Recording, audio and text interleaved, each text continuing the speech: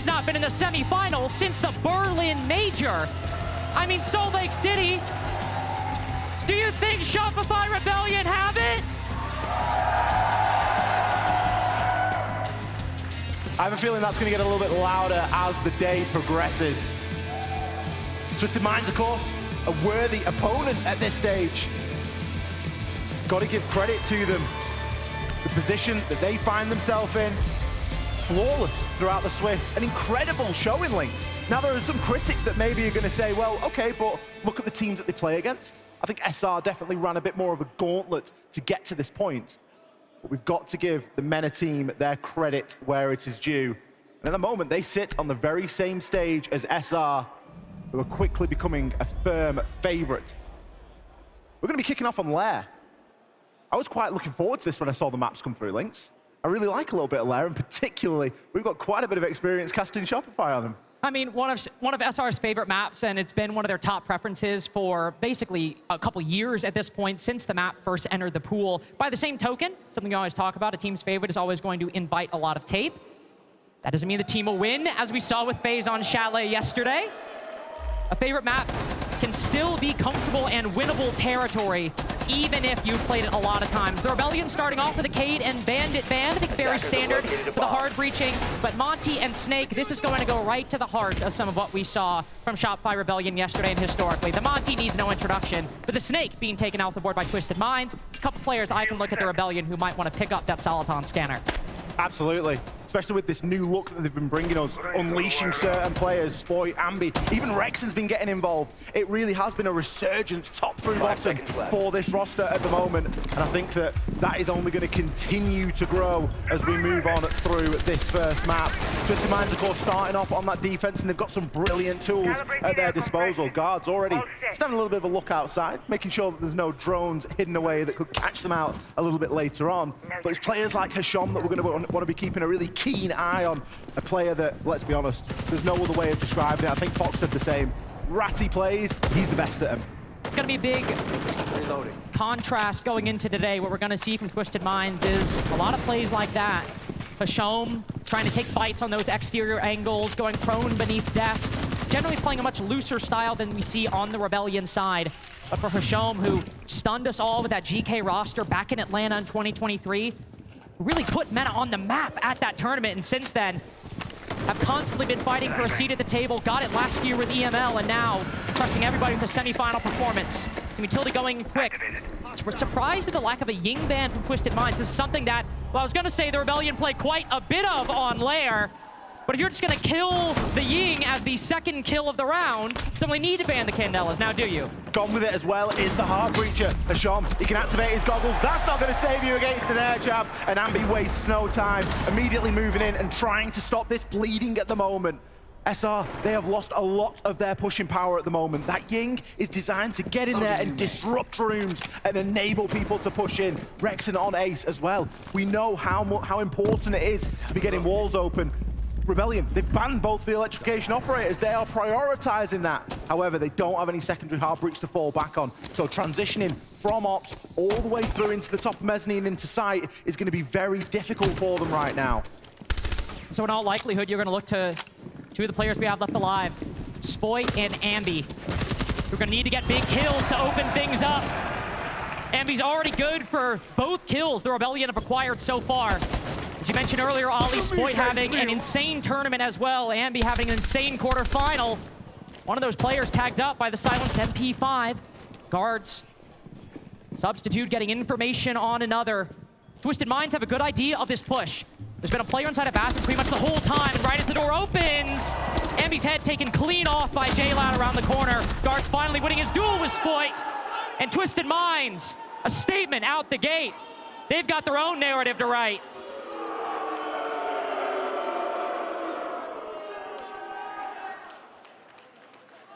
Twisted Minds coming out there with a lightning first round. Two big opening picks, which essentially just dismantled SR and everything that they were trying to achieve in the round. An oldie but goldie from SR. A little bit of raw action. They were very early adopters of Lair when it first came into the pool. And they really like to bring some of those newer operators as well. Roar, Sense, all of which will see a lot of play on this attacking half. Activating jammer. But unfortunately, if you lose your heart breacher, there ain't too many places you can go. You can block off the door, but as we saw, always going to be skinny angles being held by Twisted Minds. And Twisted Minds not having to play into that aggressive playstyle, really just able to sit back once they got the opening picks. It was about retreat, it was about stabilization. Yeah, the aggression really only came at the beginning of the round, just a couple run-outs, back up. Once you get the kills, it's just good fundamentals from Twisted Minds right out of the gate. And as you said, when you lose the hard breach, when you also lose your Ying, not a whole lot the Rebellion can do to bounce back from that. Twisted Minds now moving to the basement. We'll see another play where Twisted Minds look to, I think, pressure the Rebellion on these extremities. Hashom bringing the Scopos. And of course, recall back to the site when the moment arises. But we'll also, believe, have P9 moving around the middle floor. There's plenty of options for this defense to move up to the top and the middle floor throughout round 2. The Rebellion, I imagine, will take this first minute, try and map out as much of this roam as possible.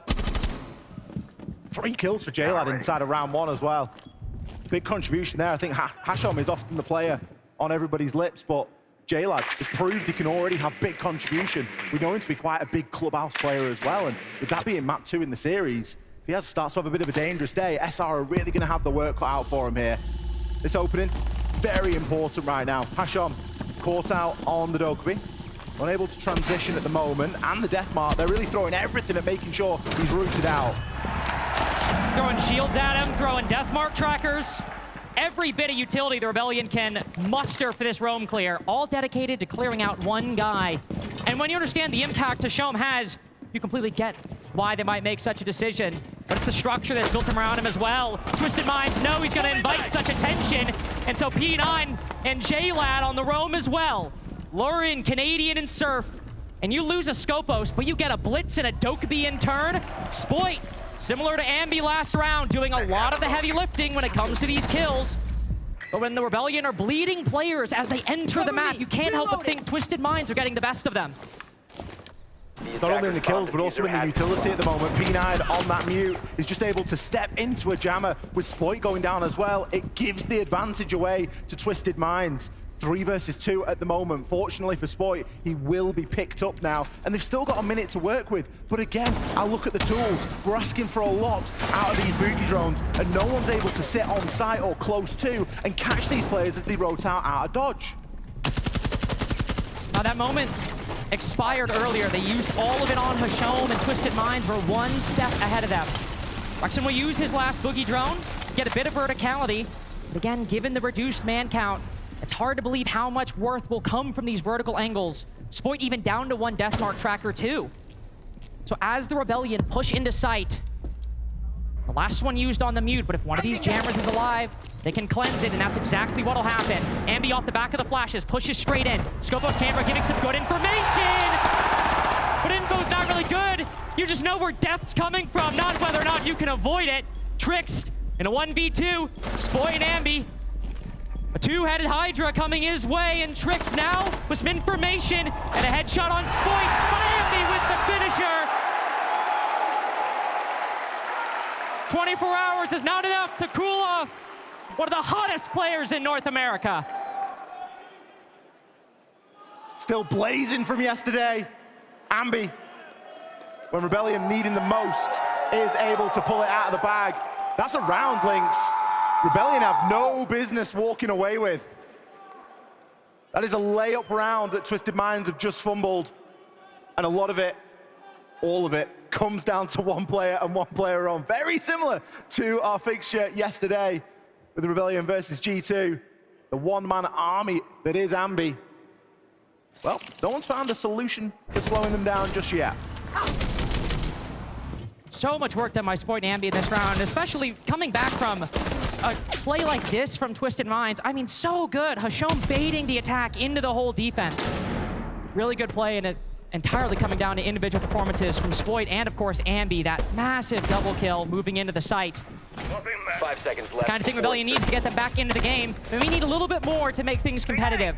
The individual skill, I think at this point for Shopify Rebellion, that's never been in question. But it is how they use these individual players that we saw very well yesterday. But in 2 rounds so far, need to see a little bit more. Hashom might just see a little bit of a Rebellion player's head, but no shots. Or at least no damage exchanged either way. That's the thing for me in this Rebellion roster. You've got to think, it's a very structured organization. They have a very clear system here, and you could see that even demonstrated yesterday. Regardless of how dominant the victory was against G2, there were still occasions where they were making the right call just to get that extra 1, 2, 3% of guarantee that the right result is going to come out in the end. So when you start to now throw in individuals popping off on top of that as well, on top of those brilliant fundamentals, you get a very dangerous team. And if Ambi can continue to play in this way, and we can continue to see a little bit more structure from the side of Rebellion, the sky is genuinely the limit for them at the moment. Talk about structure, Spoit moving a little bit away from the rest of the team. Thinking maybe finds a gap, top rocket, but J-Lad just walks up, finds the Dokkaebi, removed very quickly. That's an important operator. We've seen the Rebellion run this strat plenty of times, Ollie attacking Bunks breathing. The Dokkaebi, the Ying, both pieces are important. Yeah, you need the Ying and you need that Dokkaebi. The calls and the information has already proved valuable in this series alone, let alone whatever anything else has happened. Who other but Ambi to grab one back, but with him, Rexon also falls. Rexon going down, a lot of weight falling to Canadian on this utility. The Yings to displace, the idea of going for a plant, the normal second part of that strategy, it is not happening. Calls made, go for the kills. Surf spotting one bottom rocket, but again, Twisted Minds know they have the advantage. They know they have the positioning advantage as well over Shopify Rebellion. So Surf pushed even further back towards Ops. But Canadian? Surely not. He just worked his way into the site, but P9 ready for it. Sitting in front of a bulletproof camera. Twisted Minds are not letting any gaps form in this defense. Spurf using the chaos to his advantage, finds two. The Rebellion have been good for these multi-frags, but they've only enabled clutches, comebacks in these first couple rounds. Surf's done it plenty of times so far. But now, with 43 seconds to go, no bees, no drones, no nothing. One player top green, the bailiff in hand, noise being made. Super shorty around the corner as well, and he doesn't even know. It is just basic siege from Twisted Minds at the moment, and sharp reads on this defense. A Hail Mary attempt from Canadian there, I think, to try and get the plant down. Very concerned about what was going on upstairs, as you should be when attacking onto Punk's briefing. Well, a default camera right next to you, that is always going to give the game away and give the job up. Somewhere that we haven't seen Rebellion be fantastic over this first 3 rounds, and we've only seen 3 rounds. They've not been great in that entry, and that's something we've seen them put a hell of a lot of focus on over the course of this tournament at the moment. Specifically, in kickoff, again, it was pretty terrible. -16. Over the course of Salt Lake City Major so far, they are +14 on that entry. They've got a huge differential on very recent performance of how they've been playing. And so far in this game, we haven't seen that as much. We've seen a lot more risk-taking from this roster. Seen a lot of risk-taking, and you like the idea for a team that can sometimes, I think, be called fairly or unfairly, a little slow. You see Sport taking those gaps, and you think to yourself, you got a kill there. That's the exact kind of play we need to replicate something like we saw against G2 yesterday, but Twisted Minds are quite clearly ready for it. Not only aware of the possibility that Shopify Rebellion might do it, but also very conscious of where there might be gaps in their defense. Even think to last round. J-Lad didn't know Spoit might push from Ops necessarily, but he knew that somebody might push there, as it's very common for an attacker to walk in through Ops, make their way into the office, and then get an early line of sight onto the defensive setup on the second floor. He's aware of that, he acts on it. It is just really good reads and game sense from Twisted Minds right now, and also, of course, that classic gun skill that this team has become famous for. No real surprise to see a Deimos taken away here at the start of round 4. And Azami as well will fall by the wayside. We've seen far less of Azami, really, but it is always a very popular operator to choose, particularly for this top floor. They're the kind of plays you've got to be careful for Hashon making, because he's going to spend a lot of time at those exteriors, a lot of time at the extremities of the building. Spends an unreasonable amount of time outside for a defender. It shows today that, well, it's just another opponent. He doesn't mind. He's just going to continue to play his game. First 2 kills in the match so far. Player that could go a whole heck of a lot higher if Shopify Rebellion aren't careful. And after that tech pause and after the rest of the ban phase, they will take away the Azami. Operator that P9 was playing last time, but also an operator that Hashom could go crazy, and with those Kivas getting aggressive, you never know what might be in store. But with that off the board, going back to R6 room and office, only change we have in this defensive lineup is the introduction of a Tubarao. They even place up an Echo. Also a smoke as well, making its way in. A lot of plant denial for Twisted Minds, and given the Rebellion and their tendencies, I think that's a pretty good call. Rebellion again being quite skinny on the utility though. They're not bringing any redundancy here. We saw Canadian and Wrexham both fall very early in round number 1. Wrexham falls again and we don't see those walls open. We haven't seen a reasonable enough response right now for what to do if that goes wrong. So Wrexham needs to keep himself really safe right now so that those Selmas can be used, the walls can be open, and we can start to see a little bit more of this plan. And really keeping that duo of powerful operators alive, right? And we've seen it basically every single round, whether it's a Ying and a Deimos Dokkaebi and a Blitz, a Ying and a Dokkaebi and a Grim, and in this case, a Ying and a Grim again. Shopify Rebellion have lost these powerful operators so consistently. Whatever they have in store for R6 room, whether it is a plant-focused execute, whether it's just going for the kills, it has to come through intact. Even if they lose a body, just keep those alive. Starting off on the outside, Wrexham will put some of that hard breaching to use. Already at this point in round 1, the Rebellion were in a 5v3 with Twisted Minds running out of Skybridge, taking aggressive fights, getting a 5v3. This time, they're playing a bit more reserved, playing a bit more passive. Guards clearly didn't get the memo. Smoke roaming down below, spotted by Ambi, already at 7 kills in 3 rounds. C4 attempted over the top there from J-Lad, and a mirror trick. We don't always get to see those, but a good read as to where the Selma was placed. Zoto canister to slow that down, and then a mirror window to be placed on. It is going to just entirely destroy that Selma, and it's going to mean that we're only really able to make a crouch hole at the moment at the best, and that is if we don't see any further tricking business here by Trix himself. Looks like we will get a little bit open, but Lynx, that's not ideal. No, you're not getting through that. No, nobody on the planet is getting through that Selma charge. You have to go things a different way, but having the Grim, having the Ying is important. But again, the Ying is the first attacker to fall. Spoit already used all of his Bs on the op side. And what better player for the round to maybe weigh on than Ambi, especially as Rexin. Next up against this Twisted Minds defense. Ambi's tried to play the vertical throughout this mid-round, and unfortunately with his team falling up above, might have to move up green stairs, recover that diffuser, to join up with Surf. So now these 2 players, one half of them fall, the other 2, Spoit with a bailiff, can only down Trix, finished with the assault rifle. But Twisted Minds now with 3 rounds on Shopify Rebellion's favorite map.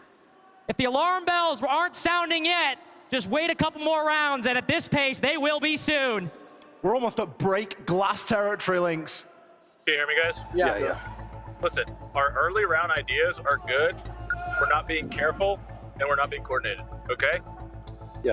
If we want to rotate, we need to make sure that we're counting it down so we can all go together. They are giving us picks because they're being aggressive. We need to be patient, and we need to be all together, okay? Mm-hmm. If we're going solo, if we're not working together to do it, you're giving them what they want because they're just getting 2s on you, right? They're giving you 1 and they're using teamwork. Use that against them, right? For basement here, we might have gaps if they're fighting us. Let's try to ID that. Guys, the biggest thing here is I think we have good early round ideas. Our mid and late round execution right now is poor. We're not working together, okay? Let's settle down. Let's get on the same page. I want to hear 3, 2, 1s. We need to make sure that we're coordinating utility for each other, helping each other, okay? Let's go. Come on. Let's fucking win this shit now. Come on. Just a lot of talk during the TAC timeout about tightening things up, playing together on those 3-2-1s, but also specifically closing gaps in Shopify Rebellion's mid-round. Ambi creeping up there, of course, gets the opening pick, but it seems to be this minute 30 to 45 second area, Ollie, where the Rebellion have had the most trouble. Reloading. Super's... no one needs to hear it from me that Super's got a great read of the game and how it's playing out at the moment. But he's right. Great early round ideas, but the execution is getting a little bit poor in that mid to late round.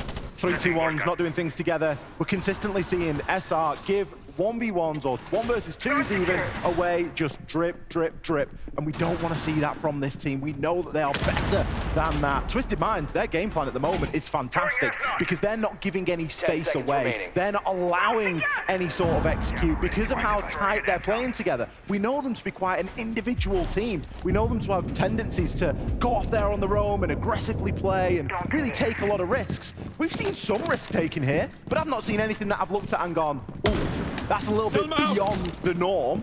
They've just been playing very good teamwork siege so far, and it's demonstrated in the scoreline right now. Twisted Minds, if they get a 4-2 defense out of this, that's going to be fantastic, especially because this is Rebellion's best map. Ooh, Hashom taking another engagement. Won't find anything. Maybe another, actually. A lot of presence, a lot of face being shown towards this Scopos. I think Hashom gets away intact. Exploit too far around that corner. Reloading. A little too slow, unfortunately, taking a lot of damage within the first 45 seconds. A consistent play by Twisted Minds. Fire some shots outside of these windows, then go for something a little later once you hit that mid-round point. Another thing, Super pointed out, Twisted Minds are clearly giving the Rebellion picks. They are not at all worried about taking fights. And it comes likely from that confidence that the desk talked about. So many wins under their belt, making it very far, the farthest some of these players that many and MENA have made. But Rebellion may be starting to take that into account. J-Lad, the first to go down, 8-3 so far. And at times, also big player in this tournament, specifically in that series yesterday. And so, Shopify Rebellion gained the advantage and moved to the halfway point and around. This is where we need to see things tighten up for the attacking team. The positioning in the moment from Hashom is textbook for his playstyle. He's all the way on that top floor. He's got a hatch open, and he can see through some of the vert. I have got no doubt in my mind that the Rebellion have no clue he is there, and he is going to be the big playmaker here. At the moment, he's leaving his team a little bit light on the site. It's going to be a 5 versus 3 if Rebellion choose to just push straight through. However, his impact through that late round, it's going to be big. It's gonna be big if he survives. Same might be said for Surf with a shotgun around the corner. 2 more attackers fall. Guards get them both. I don't know how that happened. Dealing with fights in front and behind him, but the Rebellion quickly taking the lead away, albeit only briefly. Hashom moving back to the site, I do think. No! I think the Dokkaebi call might have just interrupted it. It's only Trix alone for the moment. Scopo's so far away, quickly trying to rotate down, but Trix surviving when he absolutely needs to. Hashom finally making it back. Ambi, low HP in the 1v1, spots him with the flash! Those late round fights are so tricky. But if a defender has his back to you, I think anybody wins that on any day. Ambi in the right place at the right time, consistently one of the last players alive for Rebellion throughout this first map. Hashom, he had the right read. A rogue Dokkaebi call, something he'd not accounted for to slow him down from getting back down to site. Not able to find a pick through the floor and having to take that heads-up gunfight with little to no information.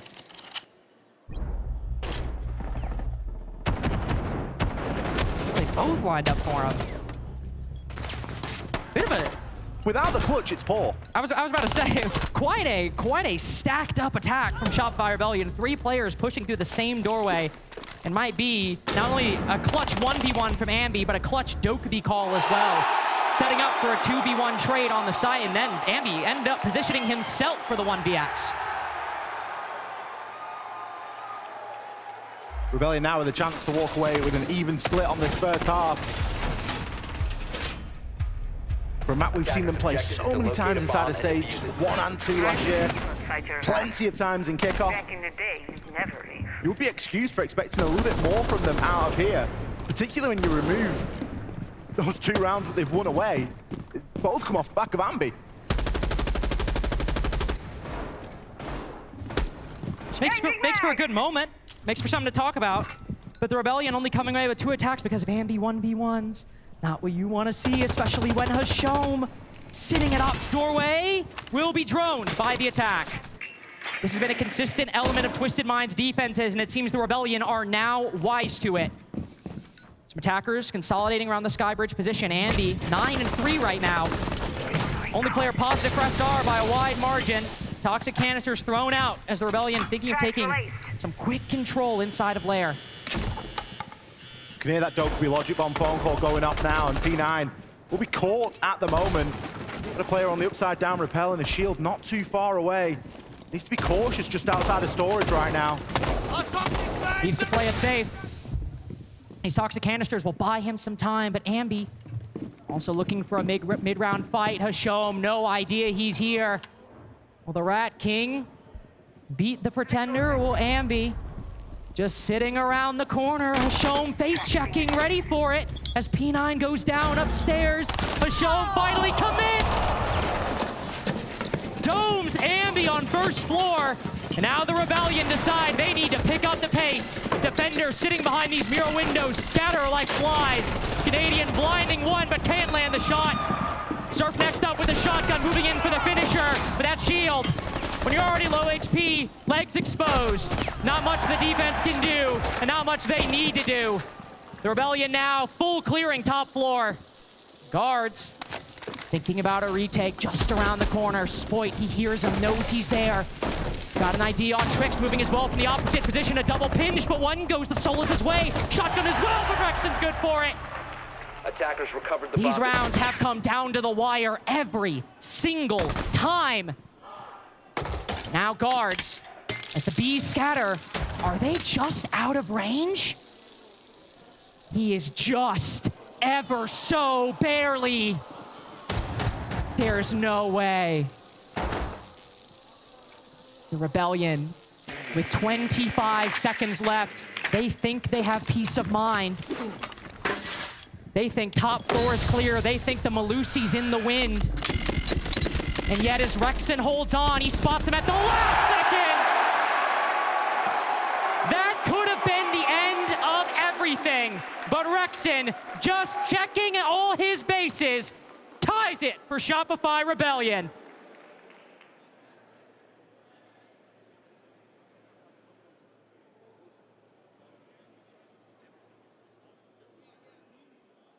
That first half, we haven't had that the entire tournament. The reason for that is the stress levels, okay? Let's just calm down a little bit, okay? Guys, we're a great team. We fought for those last 2 rounds. All we need to do is trust each other and work together, okay? My bad. For, It's all good. It's all good, guys. For basement, which one do you want to first? The Clash or the Mirror one? Let's do the mirror one first. Okay. So what Okay. are we running for Master?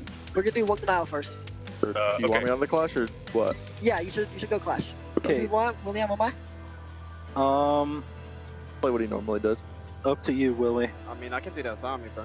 Yeah. Okay, let me real quick. He's gonna be playing desk more, yeah? So What you gonna say, remember, Seth? Okay, I just want to remind you guys of what to expect, okay? On their ops takes, they'd love to do 4-1s. And what I mean by 4-1s is like a shield and a breach through ops. They'll like to play a snake or info, could be anybody really, on the bathroom windows, and then they'll just walk one up the main stairs. They'll use a like Z First pressure on round in the map. office. Let's do the push where you go into pressure and then you rotate. انا وتريكس وشهم ما بعرف صح؟ جهة النار. حلو. And then for basement, I said like we're gonna fight. I think we're all clear. Yeah. And for bunks, they're gonna do something horizontal. Let's make sure. If they do this horizontal thing, I have something in mind. We can do like a rush inside. If they don't think they do the default, they hold above. We can go for the north push. Okay. Guys, and remember, 3 to 1, prep drones, good prep drones. Guys, and fucking pick them. Fucking pick them. If they start to strafe and hide, guys, just pick them and Guys, put them. والله they are shaking. Yeah. خايفين. قاعدين نلعب ضد واحد.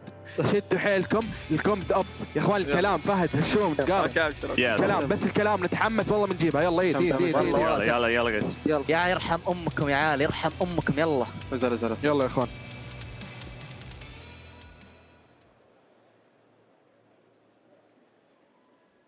A lot of talk, of course, of these halfway tack timeouts, but given Shopify Rebellion tying things at the very end, it was looking not scary, Ali. I was getting completely nervous.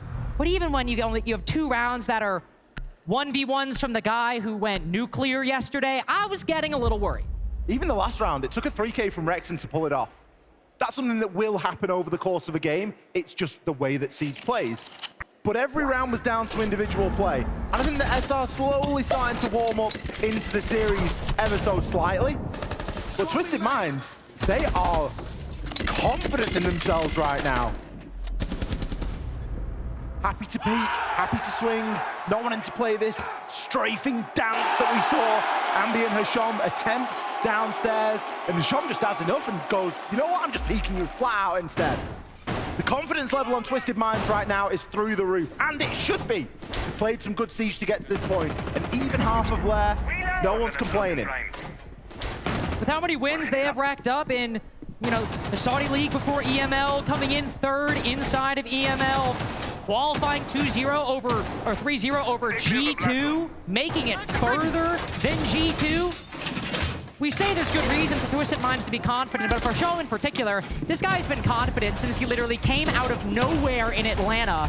And also, gave some of the best teams at that whole tournament a run for their money and beat some massive teams. That was 2.5 years ago, and that confidence has not dropped off since then. Hashom has always played, and his teams have always played, like there's not a single bit of pressure on them. Like, they're always just grateful to be here, and it's the other teams that have to be shaking, that have to be nervous, that have to constantly worry about the pressure. Today, that's Shopify Rebellion, or at least that's what Twisted Minds think. And as we move into this back half of Lair, Shopify Rebellion move to their defenses to go to the top floor, but look to shake off some of those expectations. Heavy shield lineup being brought from Twisted Minds in round number 7. And the shield even on the side of the Rebellion. That's less of a thing to shout about. They do like to play a lot of Clash. We do see that quite often. Tricks going to start to try and make a little bit of progress upstairs. Some pre-placed drones already that we can see at guards' feet, just removing some of that defender utility, getting the default cameras dealt with, and he can essentially turn his attention elsewhere now. Just waiting for some of the flames to dissipate. We also see the breach be open. Again, double electrification ban. Teams not wanting to mess around, just want to be able to get those walls open nice and quickly and focus on the rest. But look at this from Sir. He's planting the shield down. He's making the challenge. He's made the stand. Ambi hits him with the assist. But Hashom, no flies on him. Immediately swings round. 180 on the spot. Takes him down. Shield for a shield's not a bad trade whatsoever. But with guards pushing up quite deep of the bathroom hallway, might end up losing a second if Twisted Minds aren't careful. Sens, I think, always telegraphs a push over towards the office side. We should try to throw those ROU projectors out. A lot of smoke canisters being used early. Hashom finding another. Ambi instead over towards the sky bridge position, found out by the gridlock. Twisted Minds with an advantage with still a minute to go. J-Lad got a bit of a line here. He knows where people are, but it's all on P9 to really make anything happen from below. J-Lad just dips back, takes Spoit down. That's just going to open things up here. A 4v2, this should be such an easy conversion. Canadian especially, not only down to one toxic canister, but down to just himself. J-Lad, both with the final 2 kills. Maybe the expectation still sitting heavy on Shopify Rebellion's shoulders because Twisted Minds have another lead. Twisted Minds with a slightly alternate approach there as well. Not a lot coming in through the op side. Oh, not at all. Everything happening through bathroom, through museum. You got this! Let's go!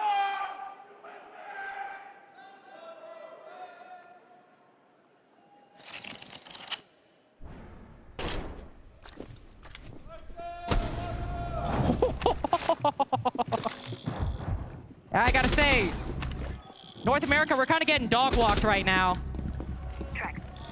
Hashom's hitting shots like that. J-Lad's hitting a double kill at the end.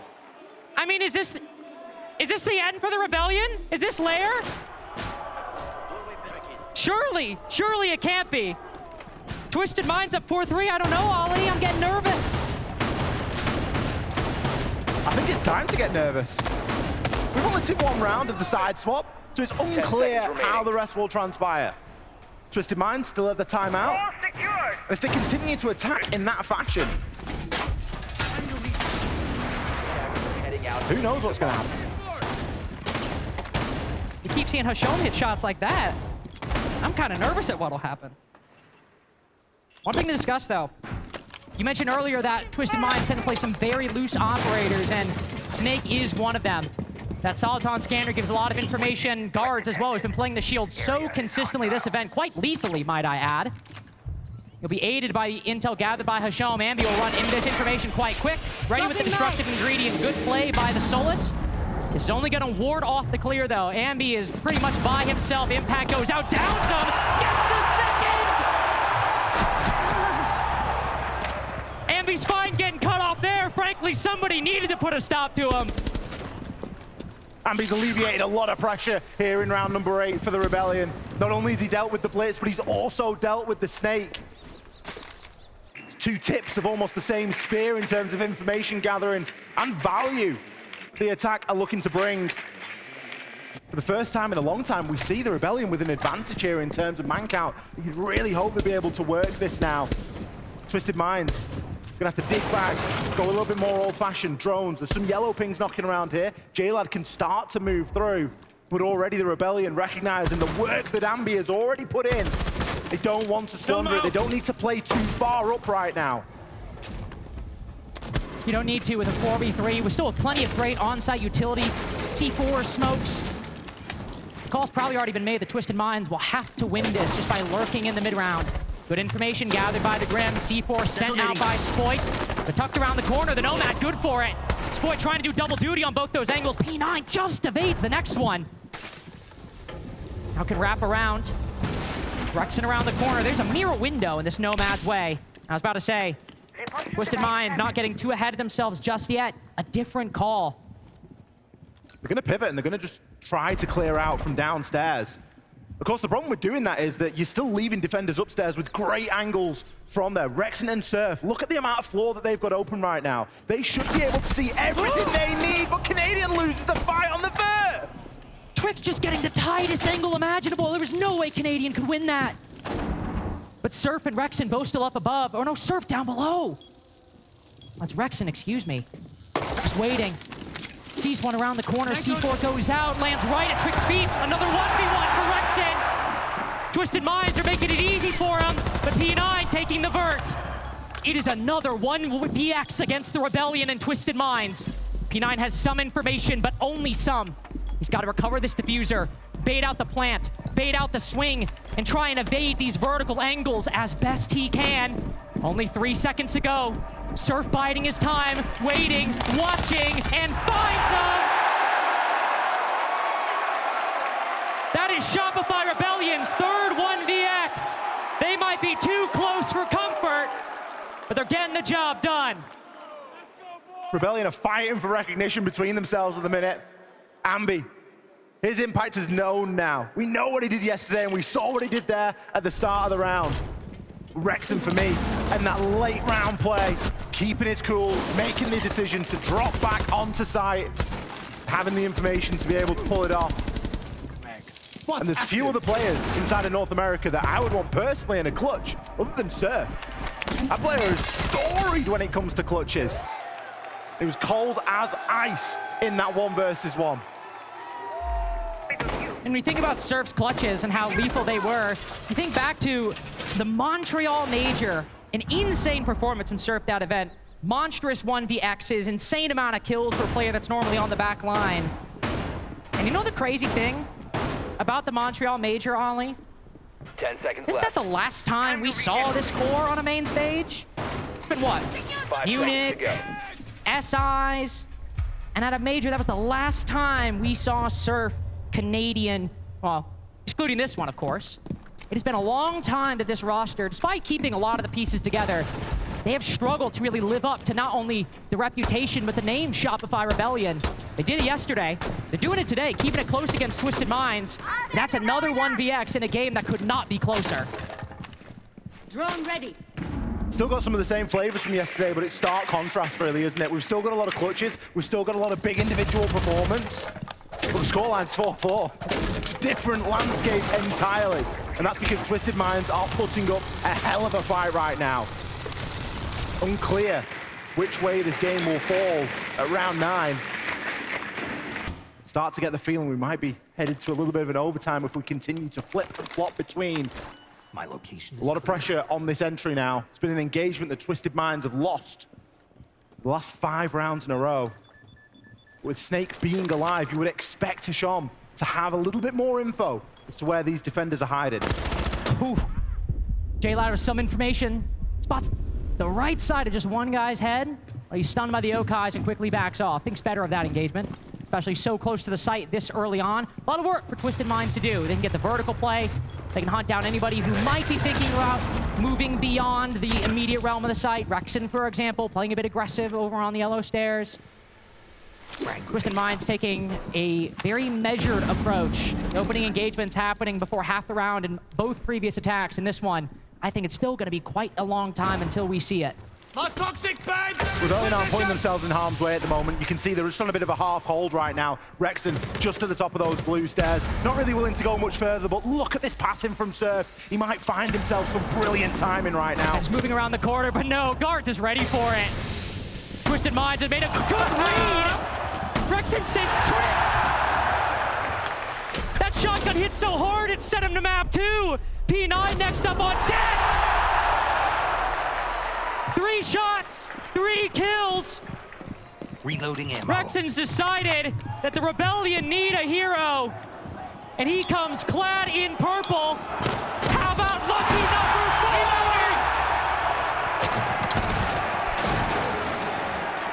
Now Hashom.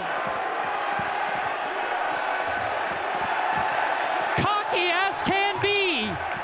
Do you think that you can handle this? Do you think with 4 kills that Rexon isn't gonna get ya?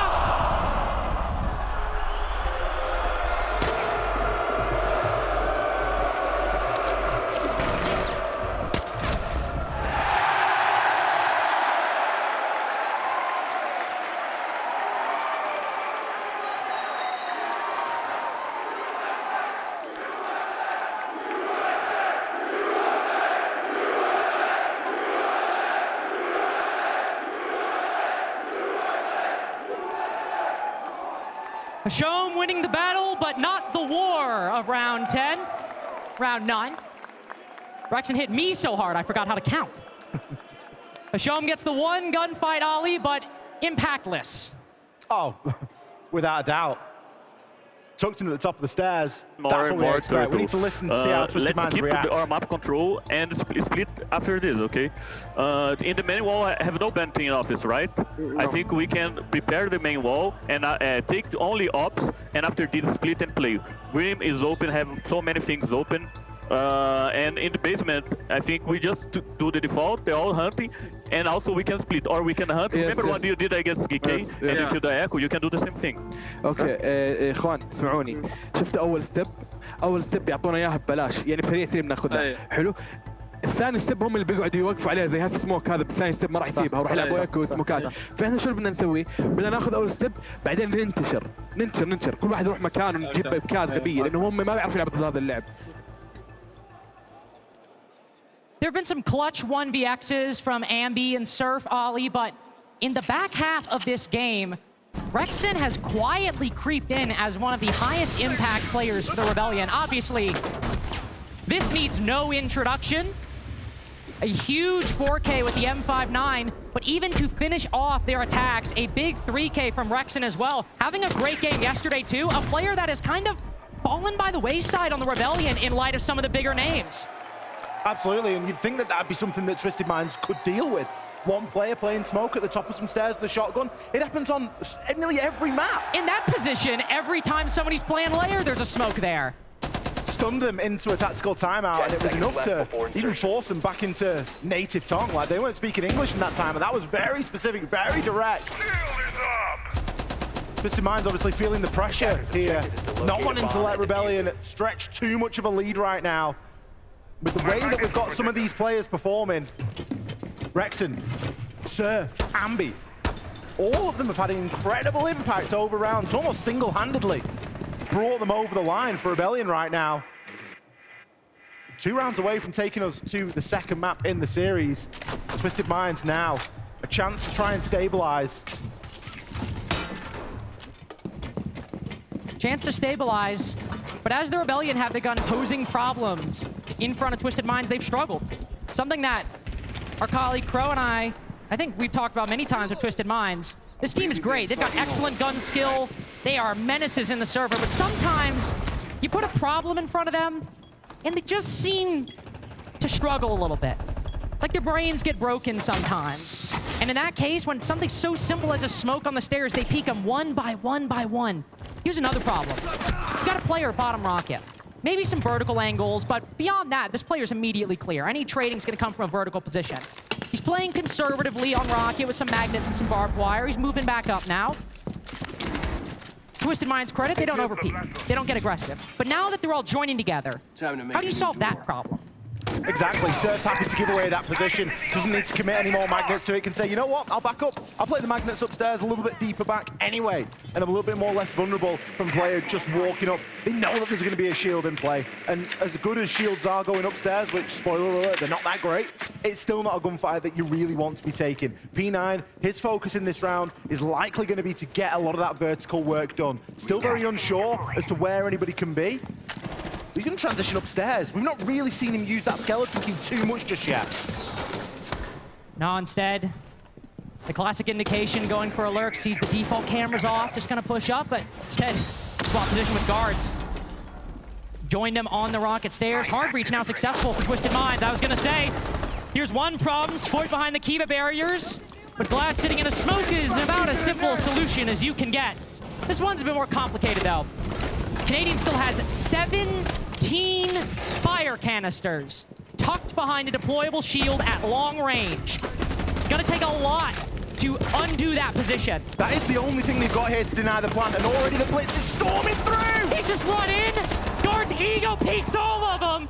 Canadian and Surf fall to the pistol, but Ambi, he is miles away from the site, cannot stop this diffuser. And a 1v4 at these odds in this position? He's got information. He's ready with the pre-fire, but Twisted Minds seem to be ready with the angle too. There's one, but he's got 3 more. Tucked around the corner, assault rifles trained his way. He's trying with these pre-fires. He's trying his best, but P9, a skeleton key at close range, makes mincemeat of the Fenrir. You could see it in Hasham's face there, regardless of that being a 4 versus 1. Relief to close it out. As soon as those 2 kills come out, and you know how capable Ambi is, you do start to wonder, have we just pushed it a little bit too far? Big opening for Twisted Minds. They gained so much space from a Glaz stood in a cloud of smoke. As soon as Spoit died on desk, behind those Kiba barricades, nobody was in position to take that place. Nobody was able to retake that ground. And when you're relying on the Shumika launcher, it's not as good as a Toxic Babe canister. It's not as deadly. You can just storm through them. Well, and you know what the ironic thing about that is? I think you and I were sitting here literally yesterday, we're like, how often do we see a team actually storm a Tachanka? Yeah. Because it really does not happen at all. It is very rare you see a team actually make that play.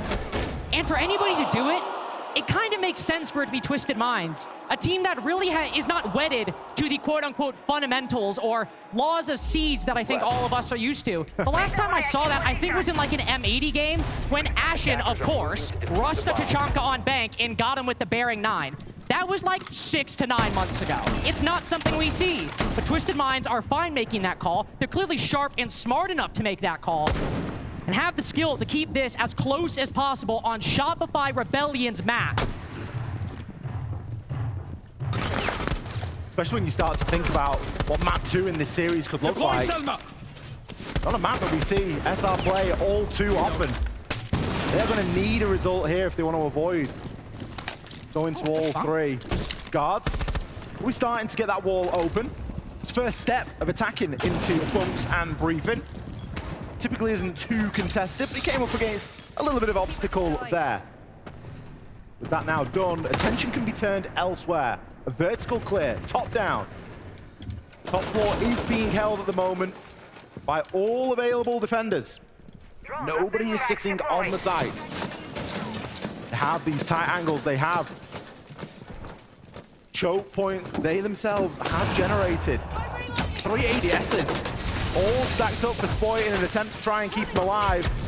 But it isn't going to stop the march from Twisted Minds right now. Just slowly making progress up Skybridge. Slow because of the insane amount of utility pushed just to hold this one position. C4 hits the floor. And unfortunately, for Shopify Rebellion, the Blitz taking a negligible amount of damage. Got information on not only the Azami below the staircase, but even on the support being supplied by the Jaeger. Rexon with the first, but in terms of the position that Twisted Minds are focusing on, it could not be better. And yet Spoit just turning to the right, finds one. But Guards, what is this? He's at the site, dealing with the vertical angles. Guards on for 3. It is just the retake for Shopify Rebellion now. Surf. He's got the angles, he's got the time, but he's looking the wrong way. Guards might be planning it, Sir Trix might be planning in smoke. But if Surf is looking at the wrong angle, those glasses aren't gonna do squat. And now they just hold their post plants. With a Shome around the corner, it has got to be a 2-man retake. Stacking up on the opposite side, C4 will clear the way. Shotgun next up, as Canadian lands up, what a Shome! Pieces him up both with 5 shots. and Twisted Minds. They have put all of us, all of you on map point.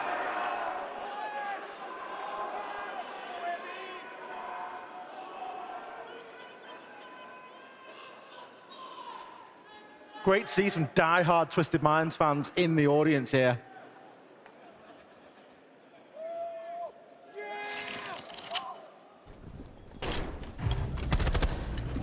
Map point. Not what we were expecting out of Lair. And not really in this fashion, necessarily. We've not seen Twisted Minds playing in their typical playstyle. Yes, they've been aggressive, but we've also seen a lot of structure. Navigating that plant down there, this is a team that barely plants. They have less than 1 plant per map on record at Salt Lake City. We've seen it attempted twice, and we've seen it go down once. They're changing the playstyle. They are changing the landscape, the way that they approach the game. Insertion. And so far, it's working against the Rebellion. 5 seconds left. It could not be working better right now. And the thought that is weighing more and more in my mind as we've seen the Rebellion now play 12 rounds on Lair. It's that of their 5 rounds, 3 of them came down to 1v1s. One of them came down to a huge Rexen 4K in which Twisted Minds just peaked him 1 by 1. When you think about who has been the better team, who has been the better 5-man squad, it's increasingly looking like there might just be one answer to that question on Lair. I think the crowd certainly thinks Shopify Rebellion have 1 more round in them. Just 1 more defense is all the Rebellion need to push this to overtime. Just a 3rd round out of 6. How hard could that be? As Ashom sends out the Dokubi call, you won't find any resistance on this top floor. Able to start moving down, and already with some Boogie Drone holes made in the floor, they can start to root out some of that defender utility below. Full top floor clear at the moment. It's not one that the Rebellion are really wanting to challenge onto. They're happy to get themselves back down to the side. We've got Ambi floating around a little bit, but it's only really Rexen playing in his signature blue stairs position. And I've got a funny feeling, Lynx. I don't think that Twisted Minds are going to push him 1 by 1 this time. I think they might either ignore it or deal with it in a different way. You don't think Twisted Mind are going to give him 4 1v1s on round 2 of this site? Perfectly spaced so that he can reload the shotgun every single time. I somehow don't think they might. P9 might prove us wrong. But there's a little bit of a difference, isn't there? This go around, we have a Clash supporting Rexen on this position. Blitz around the corner as well. I think Twisted Minds can tend to let that survive for the time being, but 2 minutes have been used so far, and 1 minute might separate Shopify Rebellion from map 2 or overtime. For the time being, it is something that you can largely ignore and just continue to make progress elsewhere. Guards has got some brilliant angles at the moment down in toward Toxin, and that's going to be a good position to try and cut off and restrict some of this play. A hatch drop here could be lethal. Could completely demolish the Rebellion, or if some utility placed at the bottom of that hatch might have just been enough to stop this Twisted Minds attack. We haven't seen it. No hero has arrived. No knight in shining armor for Shopify Rebellion with 30 seconds to go. If they just want to win this on time, they have got 1 less player. They have 2 less players. But they have Ambi. The man who made it happen against G2 yesterday gets hit in the face by a flashbang. It might get slapped around by Twisted Minds if he's not careful, but it's only 10 seconds. Just 10 seconds to go. Twisted Minds start dropping bodies. Ambient Canadian winning 1v1. It's only 10 seconds. You don't need 3 minutes. Just 10 seconds to push the Rebellion to OT.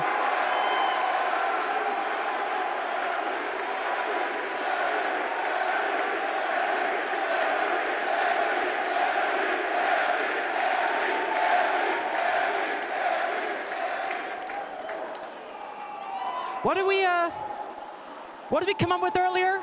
The Postman? Ambi delivers in round 12. It's a consistent theme at the moment, isn't it, for the Rebellion roster? Whenever they find themselves in a dark corner, He was blind?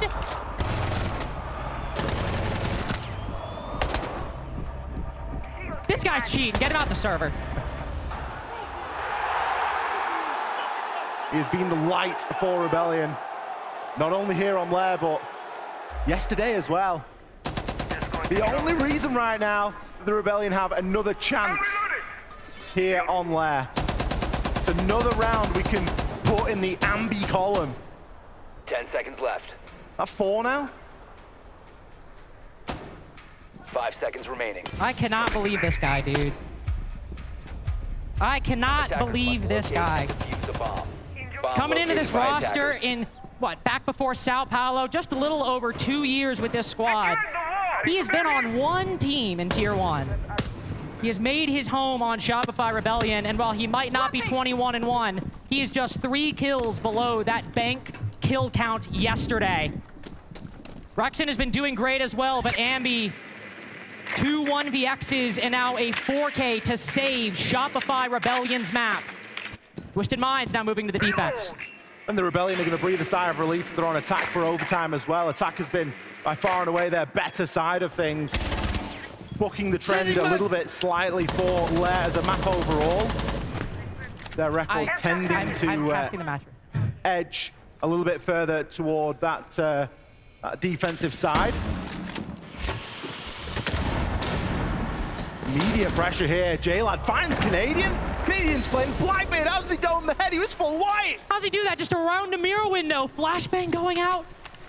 Oh, it's so unfortunate. And a moment like this for the Blackbeard to fall, even struggling on the hard breach. Twisted Minds are not at all fazed by Ambi's antics. Rebellion now in a 3-4 man disadvantage. 2 amazing kills from J-Lad as well. He's hit some absolute zingers there. Flicking now over into the Yokai drone. Guards can start to move some of that utility around just as we hit a brief pause. Got a great read on Surf's position right now. Just going to continue to send in those Yokais. Won't stop the deployable shield from going down, though. That's going to remove a little bit of safety at the end of the corridor for him. Is it another round where we have to look toward Ambi? Is it another time we have to ask too much of one player? Deploying Selma. Still got some teammates at his shoulders, but even that's going to slow things down. Selma getting destroyed by that nitro cell. Taking hit after hit in the utility column. Shopify Rebellion seem to be trying to take things a different way. Rexon's gone on the roof and is calming like his life depends on it. Coming up with a different idea.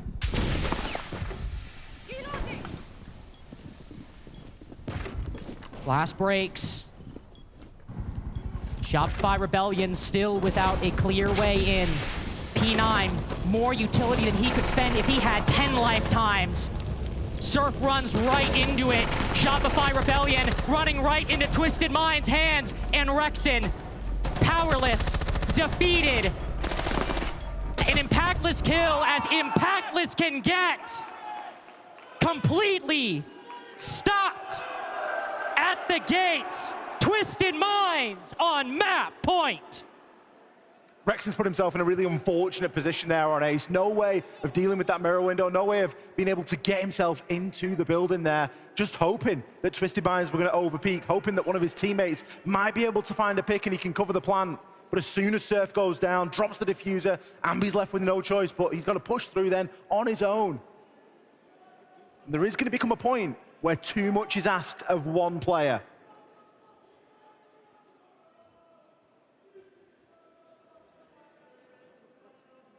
The individuals have stepped up when the moment has called for it for Shopify Rebellion. They have answered.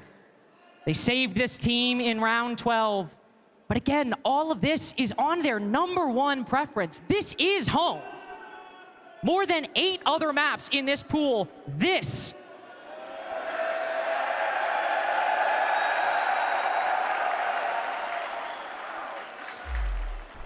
Uncole had a great game yesterday. I just want to say that. Shout out. Unfortunately, right now, NA is not doing very well, Ollie. Down 6-7. Oh, no. Down 6-7 against Twisted Minds. It is looking bleak. Attacker's objective is to defuse a bomb. Looking particularly bleak given how some of these defensive rounds have gone for the Rebellion. How well we've seen Twisted Minds perform on their own attacks. Downstairs we go. Obviously somewhere that the Rebellion feel like they've got a lot of confidence. One round came down to Wrexham playing out of his mind with a shotgun on some stairs. The other, a very late hatch drop, and, well, who other than Ambi to clutch out the day and save things once again. So barring individual performance, we've not seen anything that gives us the indication here from the Rebellion that this is a sound sight. It's more that they know that they're able to clutch up on it a little bit more than others. And of course, it is going to force a full clear here for Twisted Minds. Just spending a little bit more time making sure that everything is clear. But I like this line that J-Lad's finding. Maybe just slips himself into stock there, is able to disable one of the Razor Blooms. That's going to be the game given up. He now knows that that isn't going to be a viable option, at least for the opening portion. Will turn his attentions elsewhere. Trickst, he'll be getting in and clearing a little bit of that barbed over toward the backside and looking to try and work some of those vertical angles as well, and likely front himself up on those back stairs and hopefully deal with Wrexham.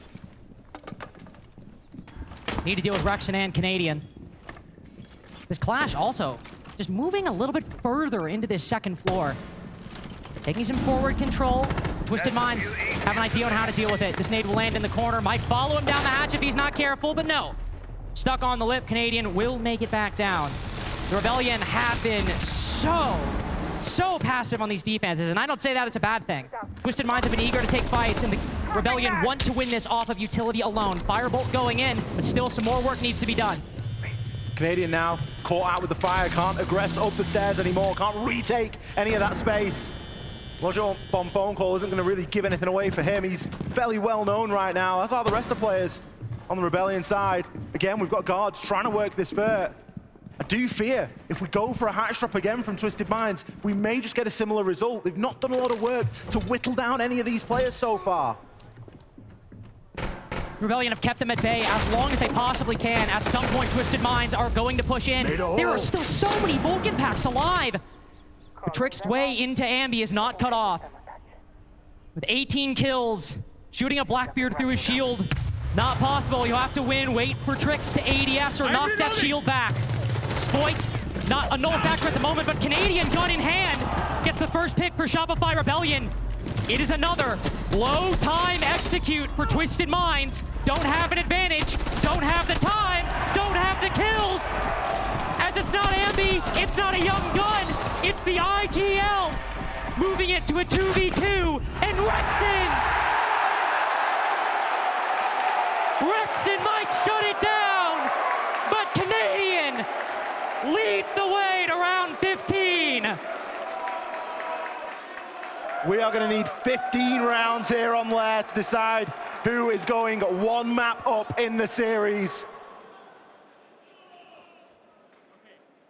You kind of feel that when Ambi goes down inside a Toxin there, you think, ooh, there's the X Factor gone.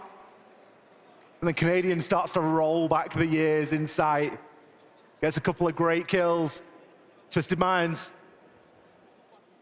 not able to operate under that short amount of time. They had spent an incredible amount of time on that clear. Wrexham and Canadian both assisting with that, with their aggressive plays up those blue stairs and inside of the top floor. 15 seconds at the point Ambi goes down, and, well, how much siege can you cram into 15 seconds? The answer, a hell of a lot.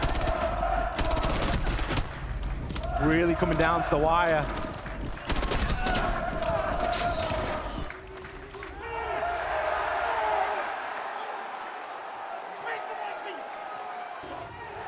All 15 rounds just to get here. 5 seconds to insertion. The Rebellion still winning every round as close as it could possibly get. Moving to defuse a bomb. Their most dominant victory, by the way, they had 3 players remaining.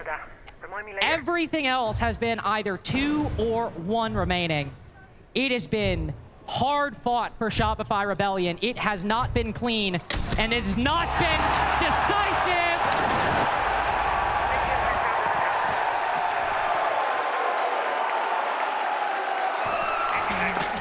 But one bullet, that's about as clean as you can get in Rainbow Six Siege. Hashom on the bench for the last round of Lair.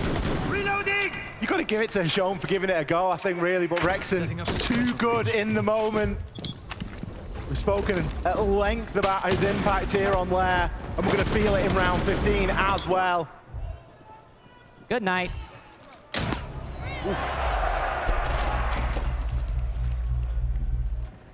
Will assist in some of this early control and early map presence the Rebellion are going to be looking to get here. Spoit already made his way right up. J-Lad caught out there, does need to be a little bit careful. Ambi is going to find his own outside to in here. We've not even seen Rebellion commit to the map just yet, and already they've got 2 picks. Already up 5-3. J-Lad with 15 kills so far, but Rebellion looking to commit to this clear. Spoit also creeping closer. Surf dumping in some utility into our 6 room, but still taking some time to drone. Taking some time to clear things out, but P9 creeping up to the window.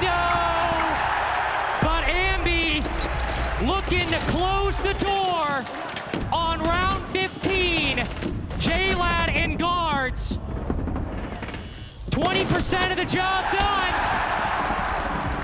But that's just 1/4 of 80. And that is guards with nothing!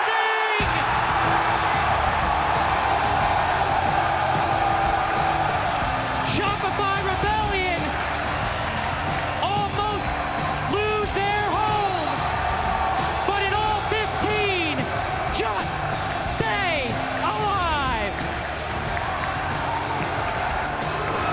Shopify Rebellion getting it done there on map number 1. Twisted Minds putting up an incredible fight for a map we have barely seen them play. But ultimately, the North American team in SR, good enough on Lair. Will they be good enough on Club? We'll be back right after this.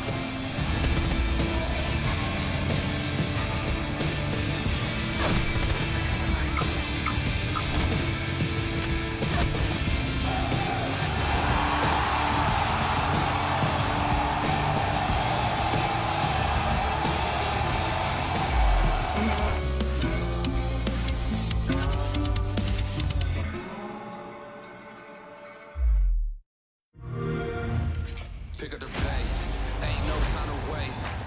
Hey, give me the code, breaking it right to the goal. They tried to tell me it couldn't be done. Trigger the action. We want the action. Lights, camera. Give me the action. We want the action.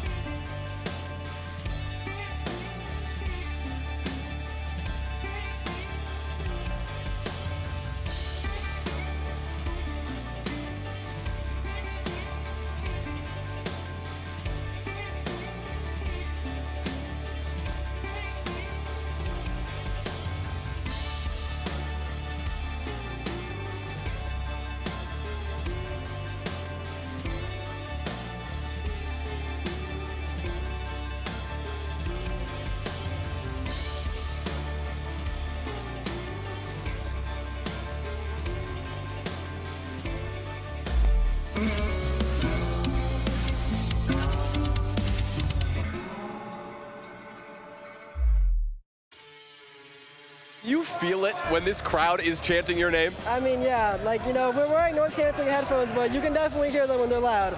Surf turned to you at the end of this game and he said, "You're him." Do you feel like him right now? I mean, yeah, another 20 bomb on main stage. We're feeling great. Guards, you've been standing up and taking in the energy of this crowd. What's it like playing in enemy territory? I love the crowd energy. They hype me up, so no matter what they say, it's like giving me energy. So keep it up. Incredible. Thanks, guards. Now that is how you start semi-finals Saturday. It's the Rainbow Six Salt Lake City Major, and we have kicked things off in phenomenal fashion. Are we having a good time, Salt Lake City? Crazy, crazy beginning to affairs here, and we're having a great time too watching it, right? I mean, we sure are. What a game to go back and forth. And SR coming out on top at the end of it. I mean, we saw so many immense performances. I just want to say, Twisted Minds, the way that they were going for their attacks was amazing. The double shield, it was really aggressive, really taking space. That was what was giving them that edge on their entries. Absolutely, and then for Ambi, I mean, you said it in the beginning of this. Can he get another game, another lifetime career game of 20 kills? He absolutely did. But as you were talking about, me and you were talking about, it wasn't just on Ambi as well. No. Rexon was also the backbone of the team, being able to clutch up in many given moments. You were talking about Top Yellow. He gets that 4K on there. But again, this is, I mean, we can't talk enough to do this match justice. You would have had to watch this game every single round. Yeah, Ambi, I don't know how you do that blind. Getting that kill on Blitz, then being able to transition, get the kill, get the down, and then to switch into it and get the diffuser being planted. Ambi is literally a walking highlight reel. He's him. He's thriving. He's loving every second. I mean, it's one of those things for Ambi. When you just show up, even in the first rounds, first situation on main stage, we saw him yesterday have a big game.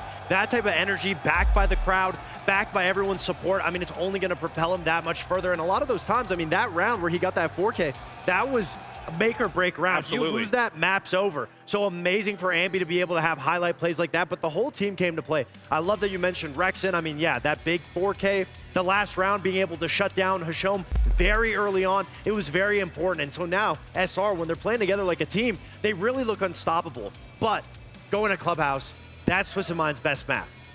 I mean, I think that's what worries me, because especially when we heard in the comms from Super very early on, he talked about those mid to late round hindrances. That's always been play. That's always been the Achilles heels for SR. And now you're going to their best map. Now, it's not to say that they didn't have to fight tooth and nail, that they can, you know, breathe a sigh of relief getting over this hurdle. But I mean, by no means can they let their foot off the gas here. No, I love that you brought up comms, because the funniest comm was Wallahi, they're shaking, and then immediately SR coming back and winning OT. That was bad. You know what, as well, I think we've always been crying out for a villain once again here. Absolutely. in Siege, and we've got one right now. Let's talk about Guards for a moment here. He has been winding this crowd up big time, standing up in big moments, and just, you know, playing like a master, but also being a master in front of the crowd too. I mean, he's been such a backbone for Twisted Minds. Yesterday, he had over 30 kills. He's a big proponent as to why Twisted Minds were able to win against EP yesterday, being able to keep it so close now. I mean, he's very good on the defense, but that being said, he was very impactful behind those shields, being able to be the flex player on those entries. So when you have the double shield setup, being able to take position and you put him in there, he's doing his best job to be able to close out those rounds. And I think there's one way you can either deal with a crowd. You can either take the hate and let it hinder your performance, or you can keep feeding into it and only amplifying. And I think that's exactly what we're seeing. We even saw it in the interview talking about he loves the crowd no matter what. They can dish out whatever he wants. He absolutely enjoys it. And I think that's such a good mentality to have, is to use the hate to generate the fuel to get you into the next series. I love that. Use the hate to generate. Let's talk about Canadian for a minute as well. He stepped up in some big moments too and led by example. I think he also got some shit talk, I believe, from guards saying, what, can Canadian and Ambi up for 24 kills, just contributing his 4 kills to Ambi's 18 at the time. But then he also had some very clutch moments in these rounds where, had he not got a couple of those kills late into the round, they probably don't win it. And then this is a different talking point when we're up here. So it's good to see that Canadian's returning the clock, looking like he's 18 again, and still being a huge proponent for SR success. I mean, you only need him to show up when it matters. I mean, I believe it was round 10 10 or 11, and it was a 3v3 inside, and he got the first kill to be able to set it up on Flash. It's situations like that where you need to be able to get the kill. Canadian knows how to do it, but when it matters most is him being able to position everybody. If you have Ambi getting those early opening kills, being able to slow everyone down, focus on the executes, that's something that we're going to see heavily displayed on Club because it's a very generic map. You need a good IGL to keep everyone on their toes, keep everything fresh of where the direction's going to be, because if you don't have it, we know Clubhouse, same old, same old. It's always going to be very default, so the adaptive heavy team is going to have the edge on Club. I agree. Let's just take a look at a little tweet down here as well from that Siege guy. Ambi and Rexon combined for 35 kills.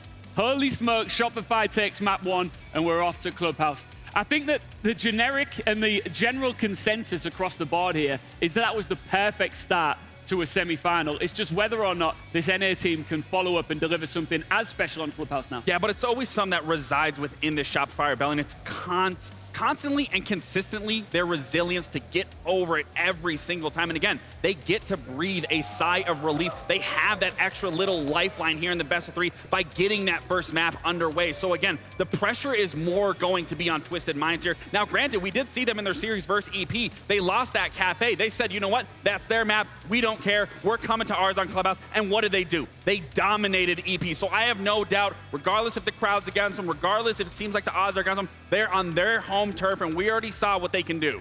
I would say as well, though, Fox, that we don't feel at all like Twisted Minds are shook by that result. Because, you know, they took it right to the wire. It felt like at times they might clutch up and win it.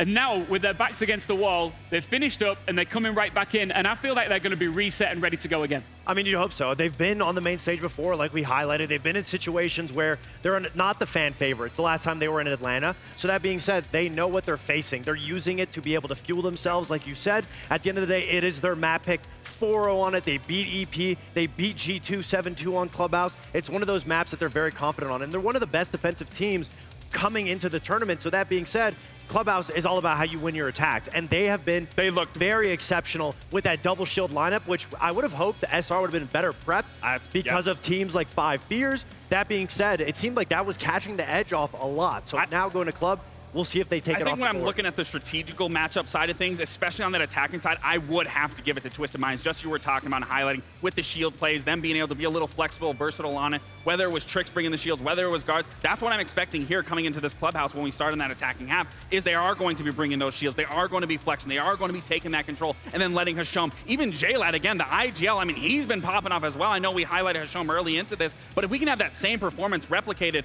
throughout that last map, and then even what was happening with EP with JLad getting into the building, going for flanks, leading his team. I mean, there can be a very scary team on this Clubhouse if you allow them to take that space. That's the biggest thing that I'm going to be looking forward to, is how close SR can keep it together. If they win, great. I mean, we're 2-0. Yeah, but I mean, if no they problem. keep it close, I just don't want to see the momentum completely shift by Twisted Minds steamrolling them, because we already know SR is not shaking anymore. So one more time, yes or no? We're going to 3 maps. We're going to 3 maps. We're going to 3 maps? I think we're going to 3 maps. Salt Lake City, are we ready for Clubhouse?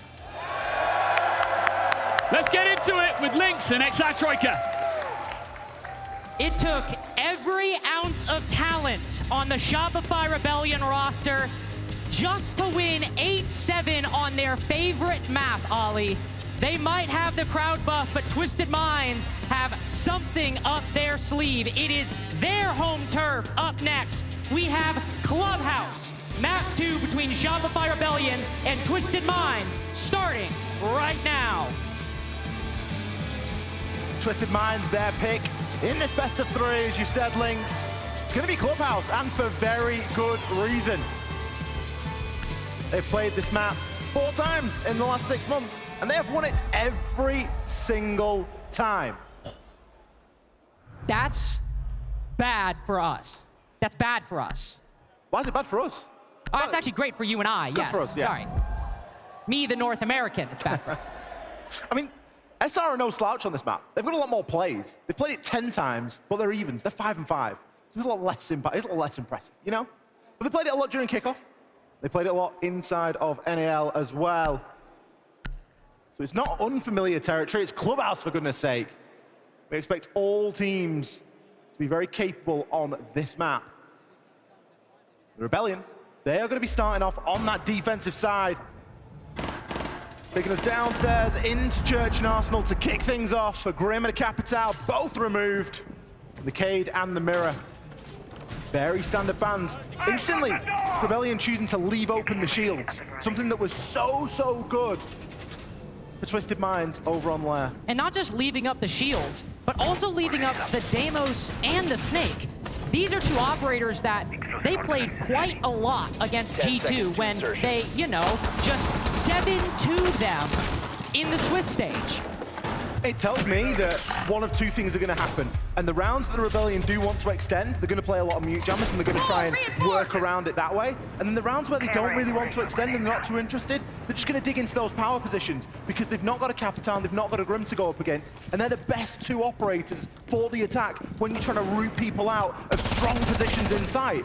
So the Rebellion have made their case fairly clear at this point. Have your shields, have your intel ops. We're going to dig deep. And we aren't going to give ourselves away easily. And while there might not be any mute jammers for this site, it seems like this first defensive basement Church Arsenal is exactly that plan. We've got Vulcan's packs, we've got clashes, we've got toxic canisters. We've even seen quite a bit of Jaeger play throughout this series so far. A couple times meant to just bolster specific positions that the defense wants to hold, create an extra problem for Twisted Minds. Right out the gate, a boogie drone, not usually the kind of soft destruction we see on Clubhouse. But we sent right down the main hallway off towards Chain Repel, and Twisted Minds trying to get some vertical destruction without engaging with the same kind of risk by entering kitchen hallway. Ooh, it's a nice angle that Ambi's got himself there, through that vert, on the reverse. Isn't able to put any damage down, but just lets everybody know that he is there and he is watching. Canadian, bit of a tough job here to transition. It's always one that makes your toes curl when you see a shield walking underneath the vert like that. He's just baiting appropriately and will get himself back into Church. The benefit of bringing the Clash here, of course, is twofold. You've got a brilliant deployable shield that you can place in the side for the late portion of the round, and you can aggress on the stairs, as we've seen Canadian already do. One important thing to mention with these attacking bands, normally the Capital, but specifically the Grim, great for this generator position. We basically see only those two sent there when they're available, but not only are they not there, this is where the Rebellion have put all of their ADSs, Vulcan packs as well, anticipating some kind of lurk. And P9 is found out immediately, thinking the Rebellion are a bit more lax than they actually are. You can see on the picture-in-picture, Twisted Minds trying to get a bit of an alternate angle here. They've got the main stairs approach. They've lost that blue pressure, and now we start to see dirt be open. Look at the state of kitchen right now. That C4 almost did the finishing blow, but instead it was Rexon straight onto Hisham. Guards now, though, pushing through, down corridor.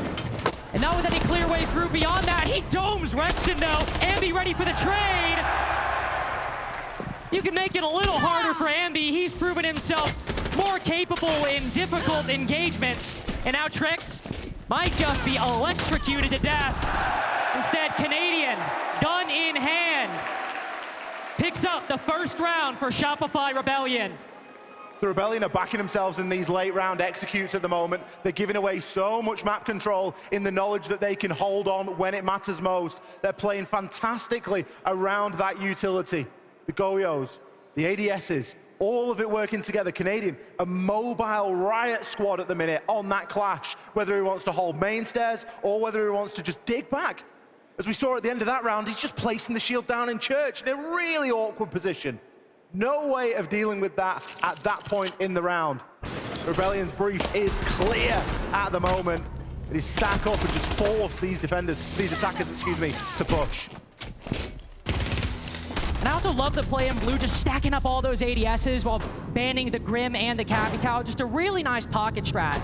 Something that we usually see at events like this. An operator's not been picked for most of the event, and then all of a sudden in the semifinal, you're like, oh, turns out they have Jaeger strats on not just one, but two maps. Why? Yeah. That's the semi. You need things like that. We've already been seeing a lot more Wamai through the Swiss, and it's like it's just come to its full evolution right now, isn't it? Or going back to the DZ wildcard game yesterday, we saw Hot and Cold in the arena, bringing out the alibi yesterday. It is moments like this, when you're in the quarters, when you're in the semis, that something like that can just make the difference. Whether it's the MX4 Storm or for utility, it doesn't matter. It is just something that the enemy team will not expect, or something to make you comfortable. thriving in that chaos and that uncertainty. Twisted Minds, slightly slower approach here, in part due to the Bandit. See an addition of Bandit here in round number 2. It's going to be Canadian rocking that. Don't believe he placed his Bandit batteries on the plat wall. Instead, he's got them a little bit deeper on that cash wall. It's still going to reinforce plat and force an exothermic to be used to open that. Thermite, of course, has 3 exothermics now, so can be a little bit more liberal with the usage on those. Hasham thinking about a little bit of a walk up these cash stairs here, as there is a little bit of an extension right now being put in from the Rebellion.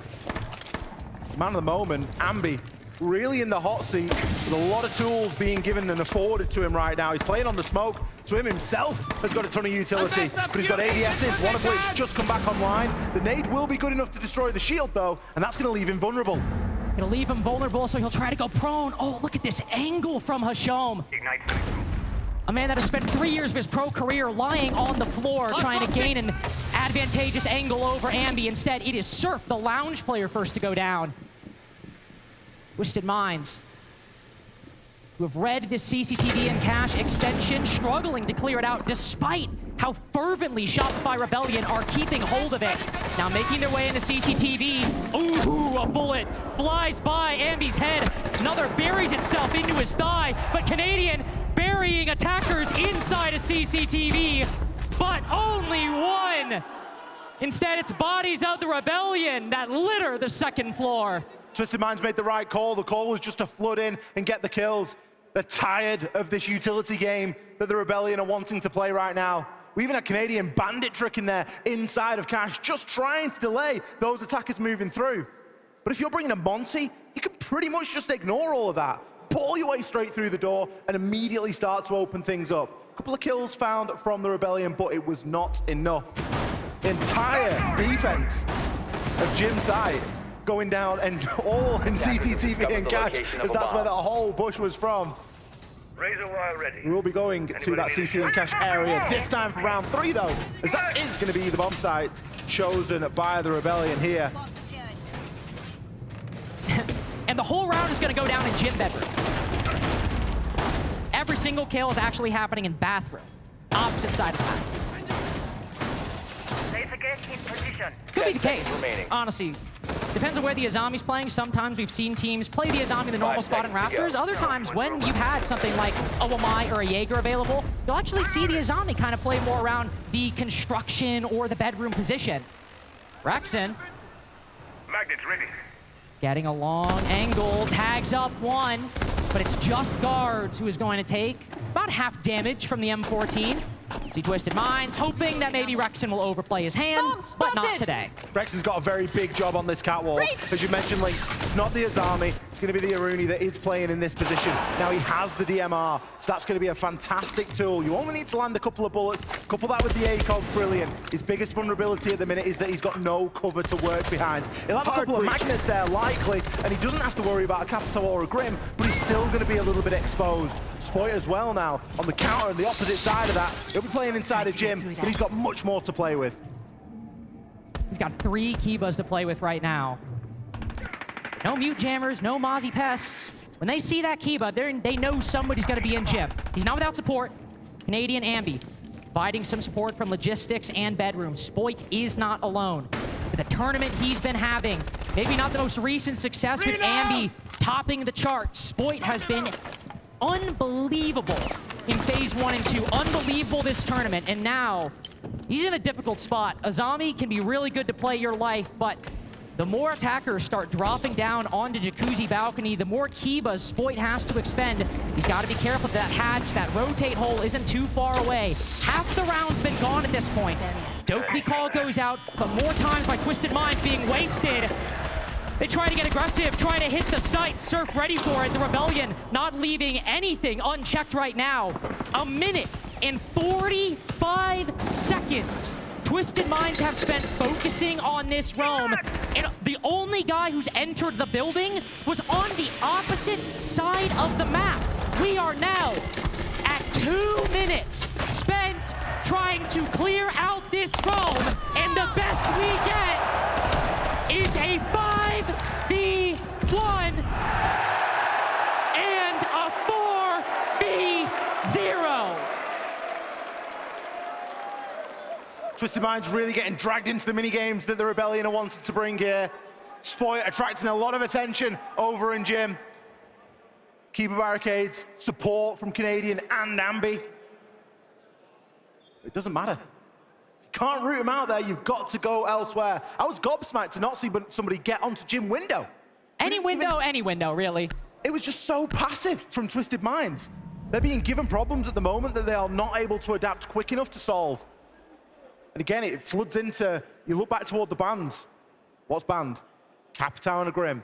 What would you love to get rid of Spoit playing inside a Gym? Can you imagine just literally one firebolt going into Gym? Oh, and then he just goes down the hatch. Yep. That round probably doesn't happen if you literally just have one. The fact that those two aren't in play, though, isn't the end all. There are still plenty of ways that you can deal with Spoit in that position, and Twisted Minds are just being a little bit too one-dimensional at the moment when they're trying to find those out. We're going to see a full site rotation here from the Rebellion. Back downstairs we go. They're not giving another go up in Gym and Bedroom just yet. That will likely come at round 5. They want to have another go downstairs, especially while they've still got some decent tools at their disposal. The Goyo, of course, still in play here, along with that Echo. His army now being taken out of the picture. Not that big a deal, I don't think, for this downstairs hold. We didn't see it feature in round 1. But equally, we've not got the clash either this time. And that was quite a big success for the Rebellion in the way that they wanted to try and play. And I think to understand why the Rebellion are moving the way they are, we've seen quite a few lurks be hit by Twisted Minds, really over the course of Salt Lake City. But over the course of Clubhouse specifically, we've seen players try to go up Gen, try to hop into the flat wall breach. And so when the Azami's down and you drop the clash, what do we see come in turn? We've got the F-Knots. We've got the Fenrir's who can stock up Generator, can hold these different positions. You can't really do the same projectile denial. The strat Twisted Minds literally just by sheer numbers could overcome that with this lineup. So Rebellion instead moving to counter more directly Twisted Minds style. Guards moving up the red stairs, going for a massive full clear, of which there is nobody from the Rebellion present. It's a massive bait at the moment. Surf has been on a little marathon of that top floor and placed a load of mute jammers all over the place. So what happens in the prep phase? Well, you set some pre-placed drones on that top floor and you see some mute jammers. And then you go, oh, they must be holding upstairs. Spoiler alert, everyone's in the basement. Nobody's upstairs. There's nobody upstairs. And very quickly, Twisted Minds have learned that. But it has already burnt the first minute. And for a team that we know has struggled a little bit under the clock, not only in this map, but the last as well, that's a win at the moment for the Rebellion. So they're going to be pretty happy, sat back in that side, knowing, well, we gave it a good shot. We phantomed our own presence, and now they've wasted a good portion of time, a little bit of utility. But this is where the round really starts to get going, especially with Hisham on that ram. We saw the value out of the ram inside of round 1. Kitchen floor did not exist. It was a very dangerous position to play in. Same can be said here for kitchen corridor. So all of that has been opened up as well. F not being triggered, another slow round from Twisted Minds. A lot of utility to compensate for that though. Soliton scanners, Candelas, just trying to get a little bit more utility. Good find by Twisted Minds, in fact. But still looking for a kill. Michonne, moving down Moto Hatch, spots the Yokai for his troubles. He'll take that. The player playing aggro on the doorway. There is an F-Nod in here as well. More information being gathered by Shopify Rebellion. Yokai number 2 making its way, anticipating a plant over in Arsenal. Guard putting it down, just creeping on in. Gets in the right spot, but through Ash Wall, nobody expected it to go down in an off position. It's a quick trade. Neither side with a clear lead in terms of kills, but Twisted Minds now retreating to their positions. With hatch open, the floor decimated. Twisted Minds have more vertical angles than they know what to do with. Rebellion now with half the post plant gone as well. Still struggling to come up with an idea for this retake. P9 spots one, that's an easy kill. Canadian now going for the defuse, Ambi trying to defend his IGL, his leader, the best he can. But again, when the floor is all but gone, what else is Ambi to do? Back and forth on Clubhouse, Twisted Minds tie the game. Massive impact there from Twisted Minds. We know that they're going to play the round. We know they're going to open that kitchen floor, open up entirely. So where's the best place to plant? Bang, straight through Ash Rush spot and just get it down there. It can be very easily held from upstairs. Kitchen hatch is open. Defenders are going to be very reluctant to make that journey all the way back to the side of Arsenal. P9 did his job and more. The barbed wire, it was placed fine. It was just a little bit too close to the generator. Had it been a bit further up, maybe he gets it, but then maybe you don't hear it. Tricky position really to play, and it needs someone actively able to watch it. But when you get the call that the plant's coming down, your kind of attention gets drawn elsewhere and you get split in two a little bit. Twisted Minds responding with the round, leveling things up. Let's not forget, they were good for round 2 in gym and bedroom as well. This was the site where we had a heavy extension over towards CCTV and cash with a lot of bandit play. That isn't a factor this time. It's going to be a much lighter hold in that area. And hey, they were great for clearing out CCTV and cash when the site was not CCTV and cash. True. Something about that overlap seemed to boggle Twisted Minds, well, mind. Better way of phrasing that, probably. But now as we look towards gym bedroom, they make an attempt to win this site a second go around. We'll have to go against the Clash, which we saw on the basement site, but not on gym bedroom. And to me, this actually indicates we might see an even harder CCTV cash hold than we did before. We've got the same shield and ADSs, but a Clash joining the mix? Yeah, it's going to be a contradiction in terms, isn't it? It's a harder hold, but it's a little bit more passive because Canadian can take his utility with him this time. He's not committing all that utility to one spot and then feeling like they have to play it for the duration of the round. Ambi, a little bit of a different story. He will still have the ADSs, but there's a nice addition here. He's been given 2 this time because one ADS just lipped onto the top step and didn't catch the nade. The nade, good to destroy the shield and the ADS, and that was kind of the first undoing of this hold. The Twisted Mind's going to need to burn a little bit more in that area this time, but they've got plenty of means in doing so. It's all going to be about getting them in and getting boots on the ground. P9, he'll be starting his approach as he walks up these garage stairs. Garage wall, of course, soft. That should give an indication away to Canadian. If not, Selma will certainly do. You can tell that the heat is starting to rise here, but Ambi just gets caught looking the other way, Lings! Oh, gods! He just walks up the stairs and takes him out! The heat is on, and Canadian about to get burned alive by Twisted Minds. Gun to the head, a couple shots. Will do in both the Young Gun and the IGL. Spoit, not long for this world either. Rexon, both falling to the AK-12. Surf even sees the player on bedroom window, but that was a weird kill. It gets guards. But it basically means nothing. Twisted Minds currently 4-5 in these opening duels, and now 3-2 on rounds. Guards is lapping it up right now.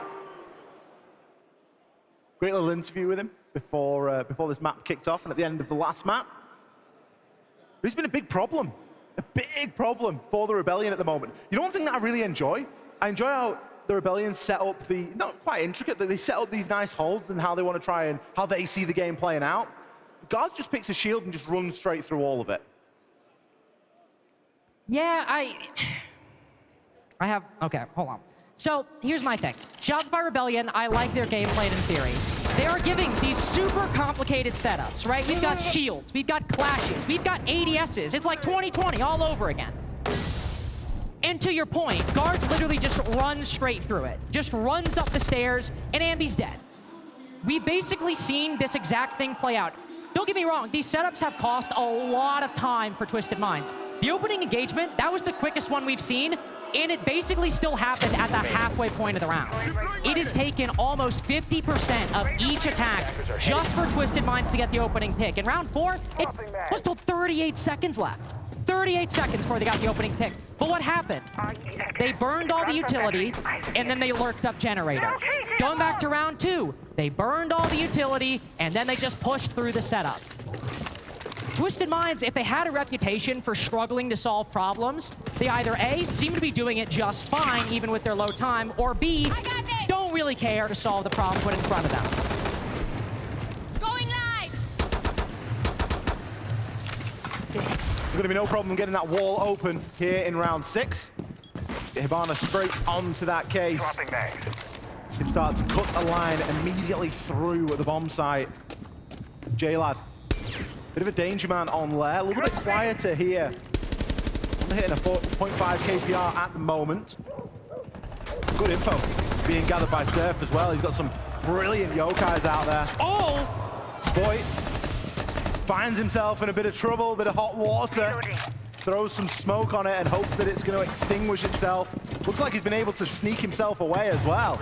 Well, speaking of sneak, Ambi literally slithering across Swamp right now. And guards just around the corner, a lot of attention being drawn by that yokai. But Ambi playing so passive. That blitz was literally turned toward Red Stairs. If Ambi had swung around, he could have got him in the back of the head. Instead, he is waiting so patiently.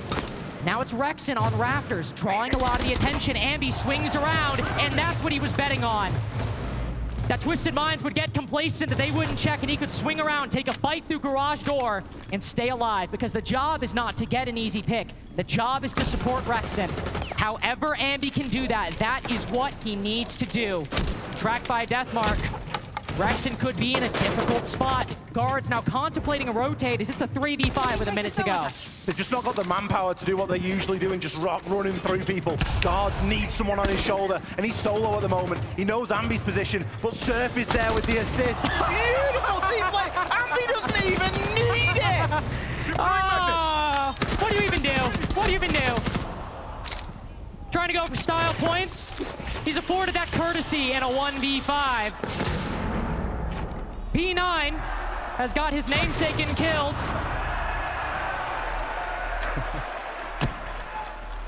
It's about sending a message. It's about denying P9 even the most minimal of consolation prizes. Just as Twisted Minds string together 2 in a row, Shopify Rebellion tie things up 2 maps in a row. Where have we been here before? Yeah, what up? Okay, I'm going to tell you what I saw from them on their defenses. I want you to realize those attacks they just ran were exactly what we said, okay? So I would expect these attacks to be very similar. All right, for basement, they have a castle roam. If they don't have castle, he's going to be Scopos, okay? He's going to castle main stairs window, kitchen hall, the B2 door, the pool door, the main doors. When I said the B2 hall, I meant they're going to put a BP looking kitchen hall, okay? He plays in bar with the hatch open. A zombie from the castle strat will play in stock with the hatch open. He plays like weird Kibas, and you need to be careful of him like running out of the stock door too. Fuck him first. Okay, they play Goyo solo in sight. He puts a Goyo in dirt, but his setup was long, so I think you could scare him and just pop that because I didn't see him actually being able to start there. They play Ella blue lounge area. He can like run up and down and help above, and Mute was playing above like Jib master side. If the Ella walks up, they'll use the اهم شيء نسويه نلعب مع بعض عادي، وحركات انه انت لما لو انا مت بايرلي راوند نقول لا تحس انه انت لازم تسوي شيء انك تجيب البيك، ما راح يسمحوا لك. هم لما يجيبوا بيك بيصيروا بطيئين، اخر راوند راح تفوزوا انت لانهم كثير بطيئين. حلو؟ فانت لا تحس حالك انك لازم تجيب بيك. اثنين اخوان، طريقه لعبنا دائما نلعبها هي بدناش نغير شيء. حلو؟ مع بعض وبس. اللي ضدنا ما عنده مسالفه في هذا الماب. يلا والله يا واضح ما عندهم مسافه. Remember to stay close to the jammers. They like the intel operators. اوكي. يا هشوم يلا الشوم. زهره. اذا كنا السايت اللي تحت طلعنا الروم، اوكي؟ في احد سكوبس ولا اخذ سكوبس؟ انا سكوبس. سكوبس خلاص. ليه بس بيلعبون دوكا يعني. وش فكرة؟ انا اسويها ان ابيت التحويل بالباطل مو يقرب لي، بعدين اشياء في واحد سواها علي قبل. يلا يا اخوان تركيز. يدك ايش بند؟ بنات مونتي. It's another close affair between Shopify Rebellion and Twisted Minds. On Lair, 3-3 half, and now on Clubhouse, the exact same story. They have not had a decisive series, unfortunately, Ali. Nothing remotely close to that G2 game yesterday. Twisted Minds continue to surprise us, but the Rebellion, by the same token, continue to fight as hard as they can. They're being made to work for it today. They got a bit of a free lunch yesterday against G2. And as we all know, there is no such thing as a free lunch. They are paying for it here against Twisted Minds. Another map where we go 3-3 at the side swap.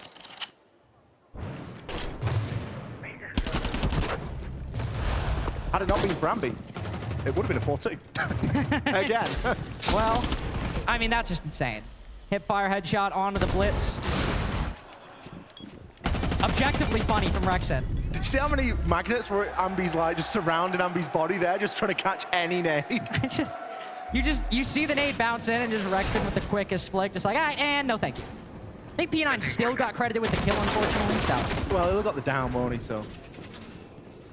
Been a lot funnier if he did. Twisted Minds now starting off Church and Arsenal. Normal primary site for the clubhouse defenses. Didn't see basically any roam whatsoever from the Rebellion on this site. Both times they played it, they were basically playing as much on-site utility as you could imagine. Here, J-Lad is on Solus and Guards is on Ella on the second floor in the first minute of the round. Maybe they'll fall back. I don't think they're falling back. It's the polar opposite, isn't it? And I think it's the clash of play styles that we have with these two opponents right now.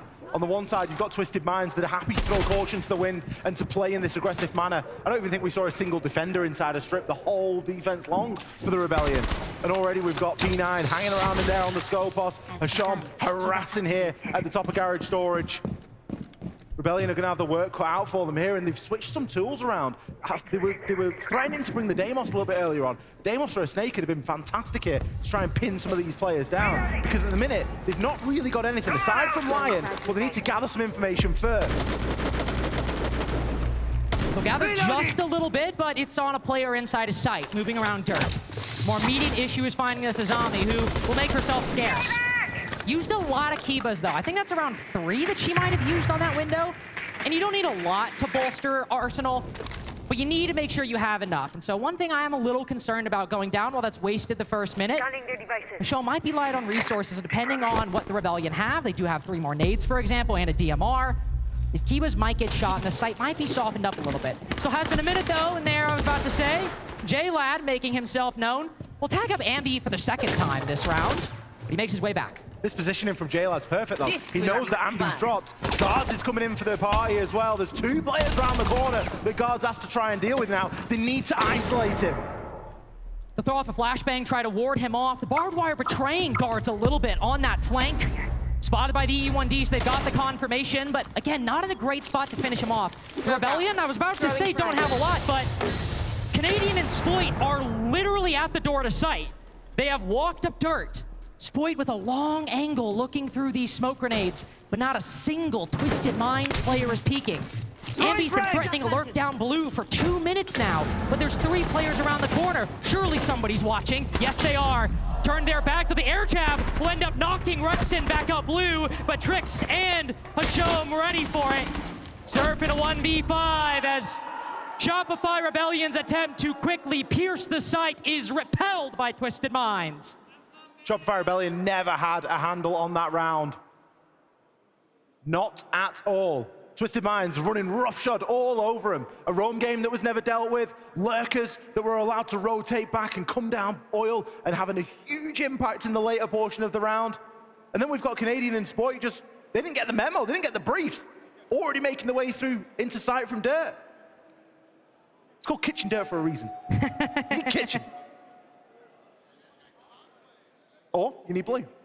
I was going to say, for Shopify Rebellion's blue dirt, it's that blue position that really seemed to struggle. But when blue's reinforced, blue dirt isn't very good either. Because there's still such a desync between the two. When there's so many reinforcements in blue, there's also 3 guys in blue, and you're only 2 guys pushing down blue. It's not a great recipe, unfortunately. Shopify Rebellion faltering in the first round.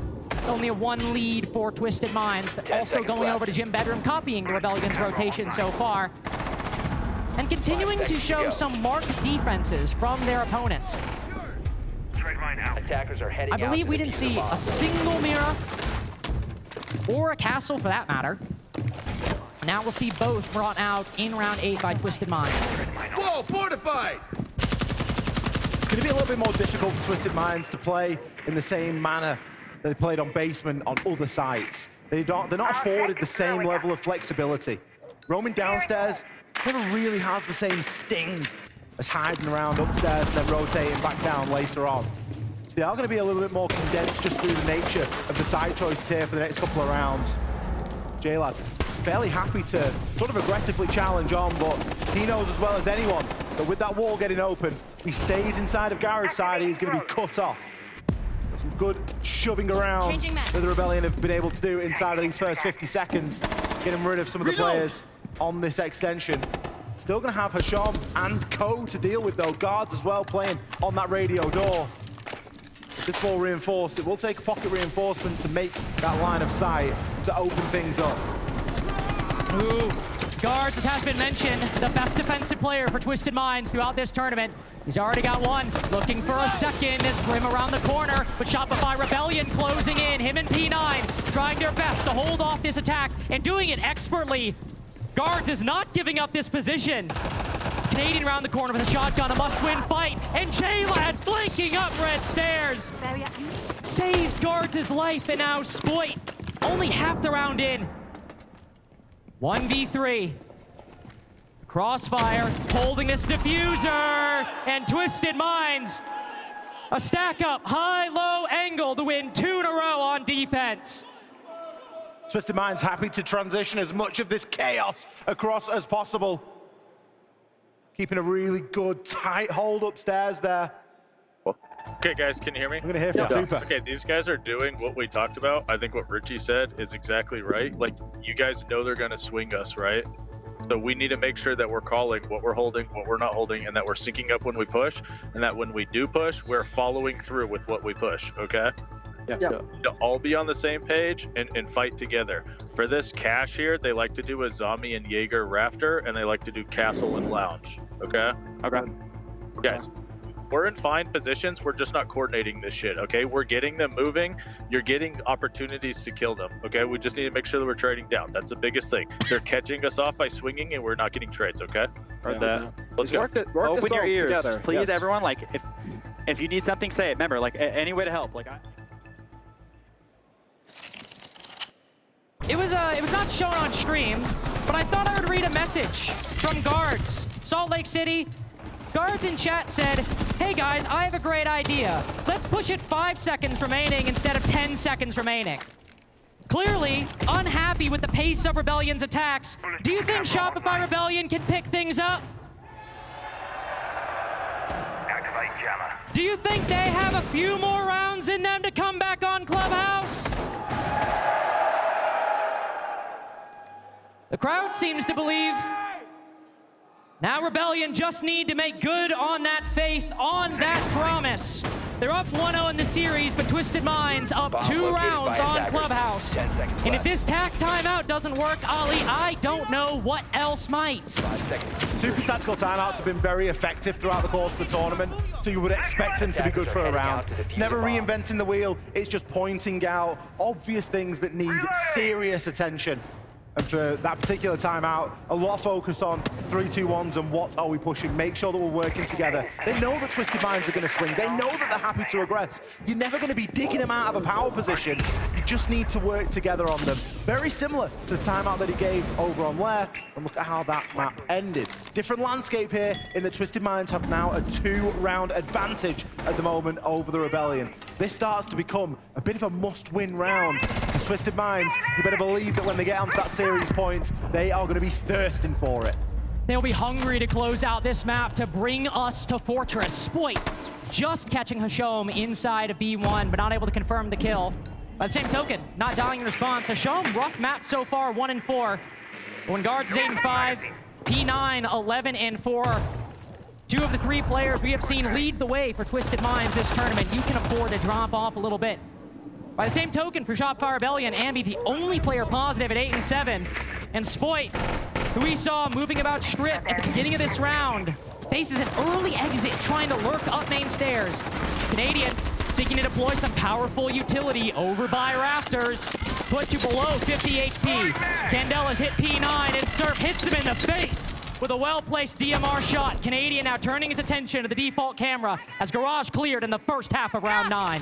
A heavy stack up of players, Twisted Minds at the moment, in and around that cash position. We've got Guards, Hashom, and Trix all in that area. Obviously very cautious for a bit of a walk-up, but look at this, dealing with the problem head on. Rexon, good for the kill onto Hashom. Isn't going to be able to stop the trade from happening, though. That's good, they can trade that body, and it's working exactly as Super said in the timeout.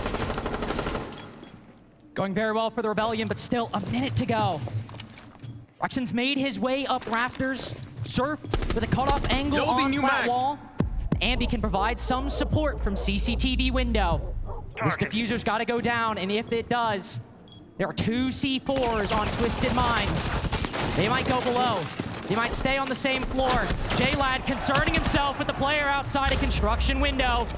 Ends up going down in the process. The other C4, it goes wide. Not a factor. Ambi finishes off J-Lad, and now Rexon looks to move us into the post. Guards without much to do, relies on Tricks to try and make the cross, but Surf on the long angle cuts him down, and now Flashbang taking away Guards' vision. The best player for Twisted Minds defense. A known quantity by Ambi. Needs 3 kills and only 20 seconds to do it. Surrounded on all sides, put to 1 HP. Guards, after Shopify Rebellion's tactical timeout, will be the first to fall. SR just needing a small reminder there about how they need to work as a team. Everything that they did in that round, they did together. The cross was perfect. Rexon, safe as houses, getting that plant down. Surf on one side, Ambi on another. Is there a better sandwich to plant in between than that? Especially with the way we've seen both of them play so far. It is going to shorten the lead that Twisted Minds have at the moment in this series.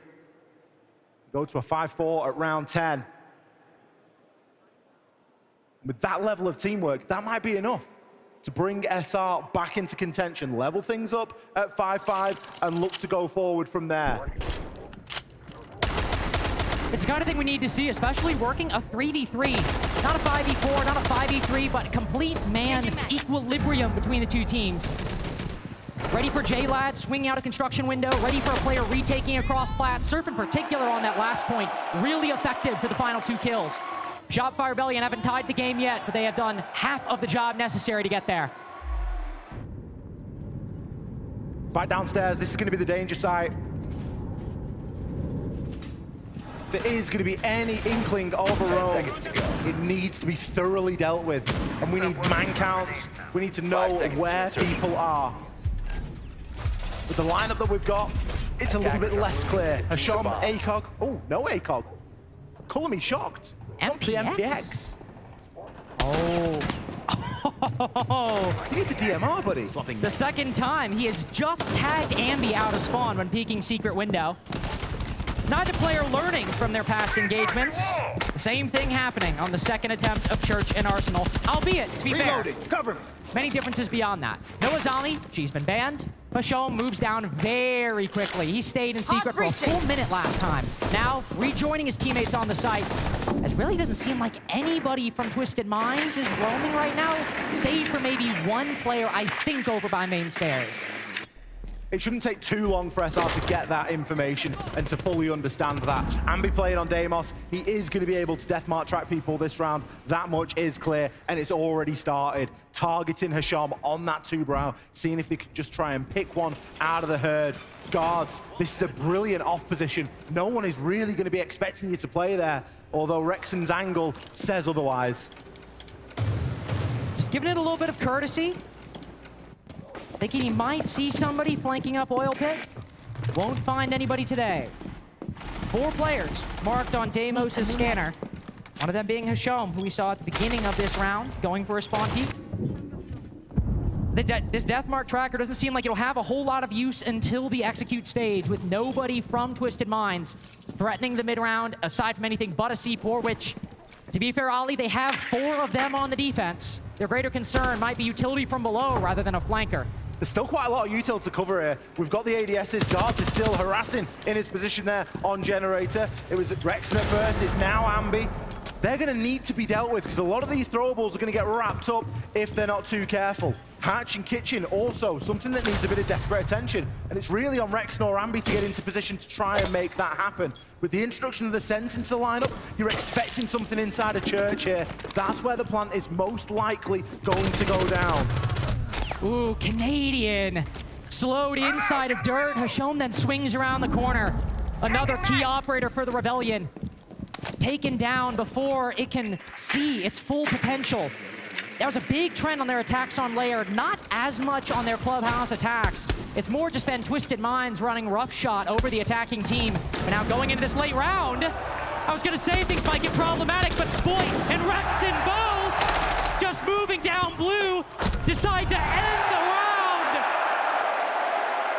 with no fanfare whatsoever. 2-minute setup for 10 seconds of action. The Rebellion tie things up. It's been a while since we've seen a Spoit round. You guys don't want to repeat CCTV, right? What? You guys don't want Yeah, to we're repeat gonna go CCTV. gym and then basement again. Okay, guys, I think they are bringing the Intel operator. We can bring some jammers for demos, and we just need to play at YouTube. So exactly what we did it well. It was only a small mistake. For some fucking reason, we go for a garage. We can retake with Clash, maybe. Close the wall and retake with Clash, or double garage. But basically, I think maybe they will focus side. So I think we should just do the same and try to focus side. Yeah.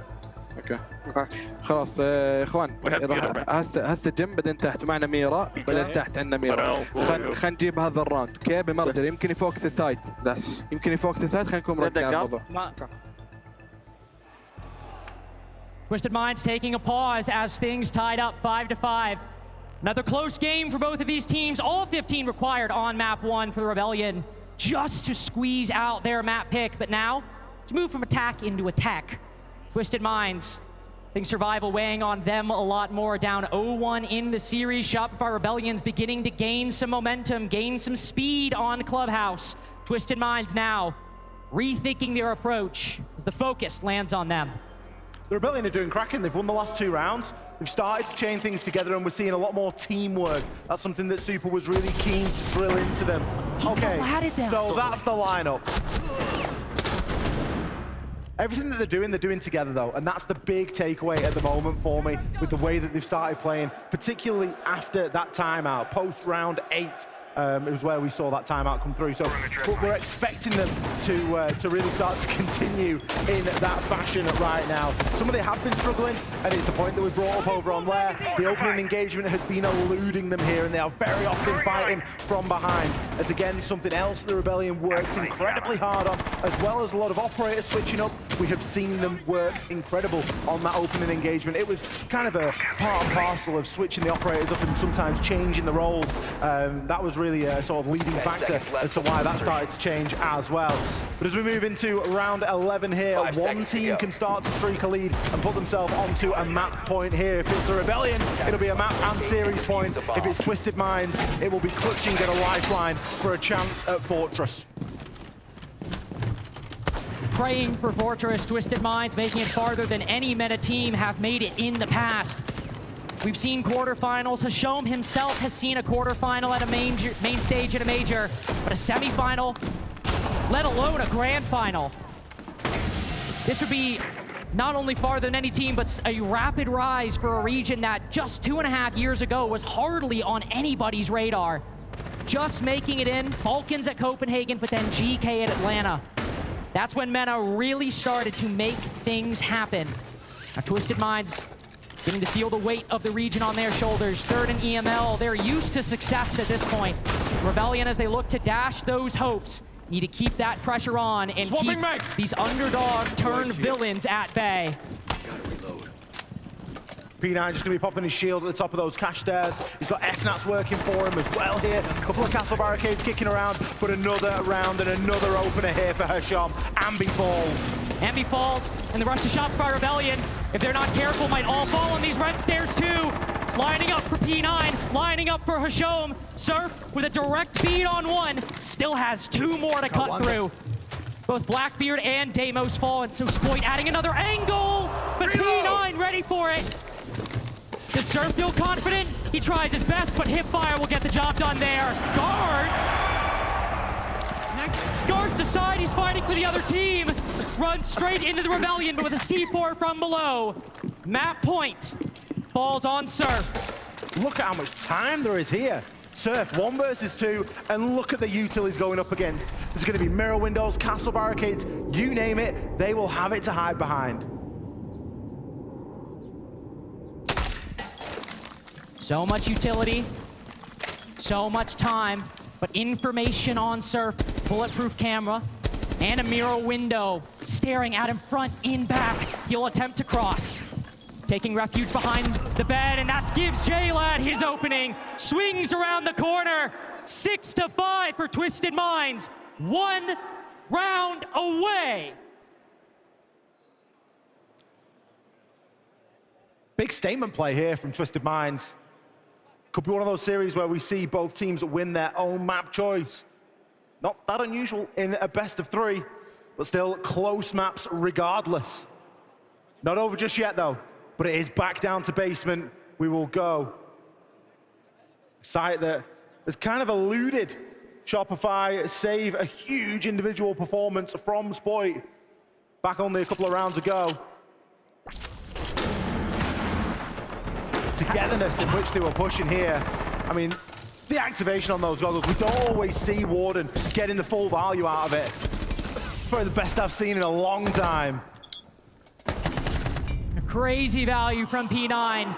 Such an insane player this tournament. I mean, Hashom, J-Lad, P9 guards, they have been a monstrous quad that we've seen in Salt Lake City so far, but P9 took a little bit to get going in the group stage, in the Swiss stage, but has really shown up for his team in big key moments.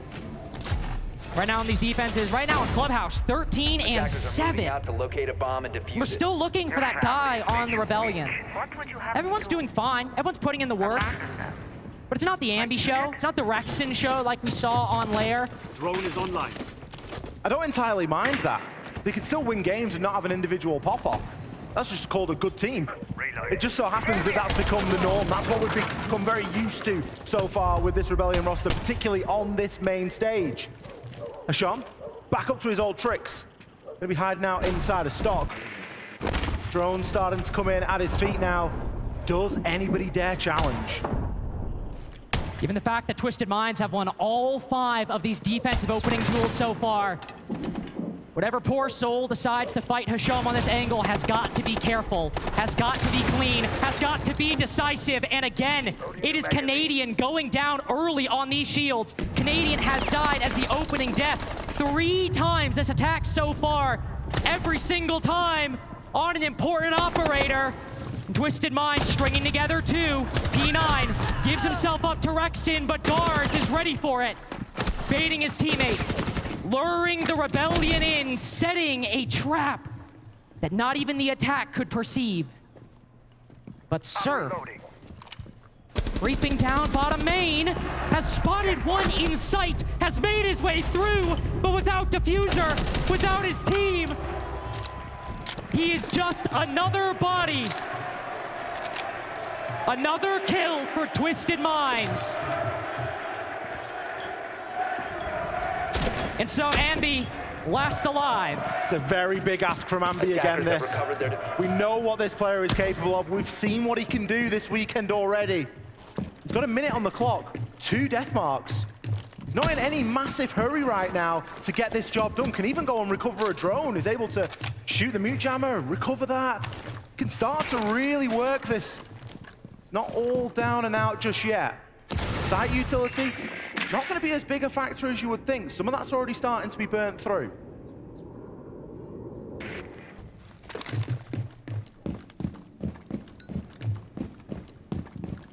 Taking every second at his disposal. 2 deathmark trackers remaining.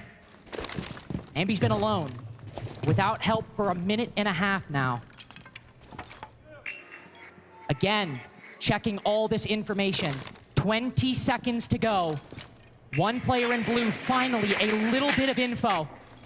He's got 1. 1 player found out. He'll try and isolate this fight, try to win this one, but with only 10 seconds to go, how much can he find with only 5, only 3, 2, 1, nothing! Twisted Minds, let the clock do the talking, and with not a single word, close out club 7-5. For one of the more confident teams left inside of the tournament, Twisted Minds using the clock there, using good old-fashioned siege to secure that victory on Clubhouse. They did not want to leave anything up to chance.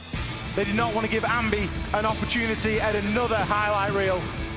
All 3 maps required in our first semi-final of the day. We'll be back right after this with Fortress.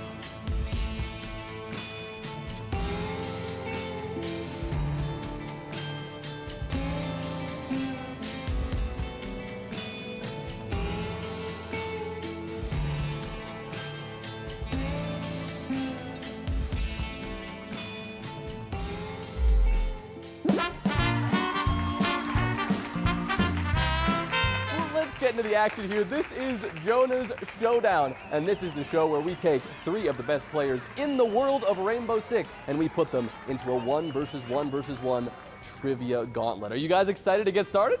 Yes, sir. How many Banshees can Malusi deploy in 1 round? Stop it. 4.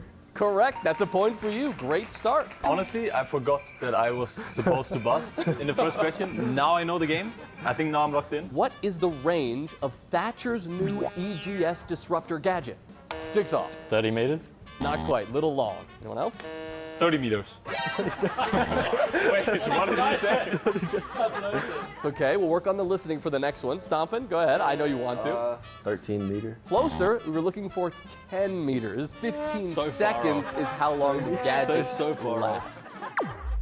Canadian, we know this team can be tricky. What do you need to do on this 3rd map to take the win in front of the home crowd? I think honestly, just resetting and going into a new map. Best of 3s work like that. You want to win your pick.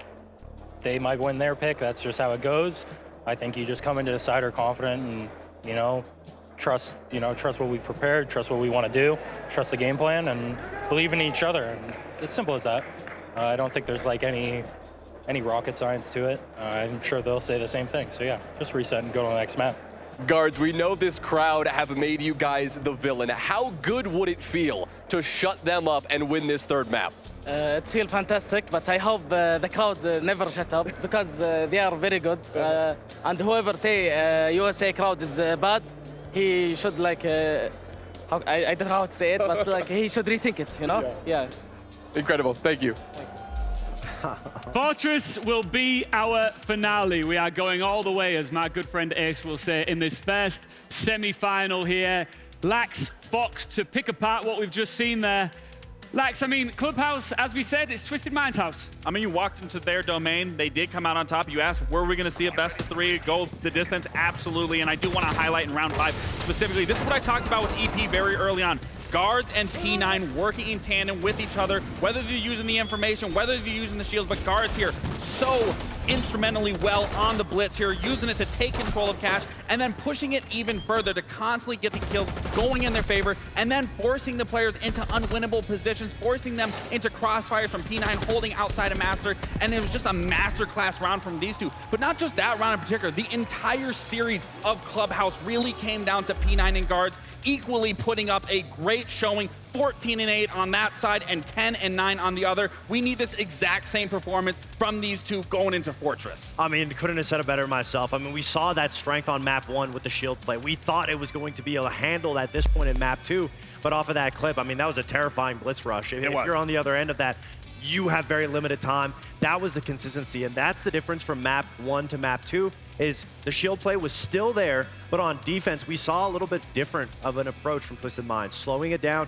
trying that same aggressive play, but running way more traps, forcing SR to make the mistakes themselves. We didn't see that on map 1. So now they've kind of figured it out on Clubhouse, but also it's just the vein of the map. I think that's the important thing to note as well, is they're a team that relies heavy on information. They love the traps. They like to be able to decide how their opponent is going to get into the building and how they're going to remove them exact way that they're going to be setting up. And then when we're looking into the map like Fortress, it does play similar to what we see in Clubhouse, especially once you get into that later half of the round. You are going to have to deal with those traps. You are going to have to be constricted going into the site. So if I'm on the side of SR, I'm going to need to speed things up. I'm going to need to use those shields to take that space early on so we have a lot more time to work with, so we can navigate around these traps, whether you're bringing the Brava, whether you're baiting out with shields. Something has to be done on an aggressive nature side of things, and then they can slow it down and do that little push and pull if they have the time on their side. With this crowd here in Salt Lake City that has been absolutely popping off throughout the last 2 days, I can feel a little bit of nervous tension in the air because they want Shopify Rebellion to get this over the line, and Jonah is standing by with one of them right now. Thank you, guys. I am here in the thick of things in the middle of the crowd. I've got Zay and Jarrett here with me. Guys, die-hard Shopify Rebellion fans from what I understand. Have you liked what you've seen from them so far? I've liked what I've seen. There's strong points, there's weak points. I'd like to see the shield not go down too early in the round. Canadian, I'm sure, understands that, and he knows what he's doing better than I do. So. We should go to the crowd for intel more often. Zay, okay, we go to the third map. What do they need to hang on to here? The best thing that Shopify Rebellion can take advantage of? I think absolutely going to be taking space with that shield. I think Canadian needs to be up there. I mean, getting good picks, getting util in, you know what I mean? I think Ambi needs to do his thing. I think Ambi's doing great. I mean, do your thing, Ambi. Hell yeah. Incredible. Thank you guys so much. The crowd here has been incredible, and they've got some big brains on them as well. Back to you guys. Jonah, thank you. Thank you very much, Jonah. Listen, guys, we've just got time now to predict who is going to be our first grand finalist when this series is said and done. Fox, give it to me. Shopify Rebellion. All right. I'm going to have to say Twisted Minds. I'm ready to go. I'm ready to go against the odds. Salt Lake City, are we ready? We're all ready. Map 3, the decider. It's now. Well, I mean, we heard guards pay the crowd some respects in his interview. So Salt Lake City, does that mean that you also want Twisted Minds to win? What? So wait. You're still rooting for Shopify Rebellion, right? They're gonna win this 2-1, right? Fortress will be where we find out who is making the grand final and who is going home. Fortress, Ali, there's a little tidbit between these two teams on this map. Could you enlighten us as to why map 3 is just a little bit more special than it already is? Well, as if it wasn't clear enough that we're in a map 3 after two very close map 1 and 2s. There's not a lot separating these two teams on Fortress either.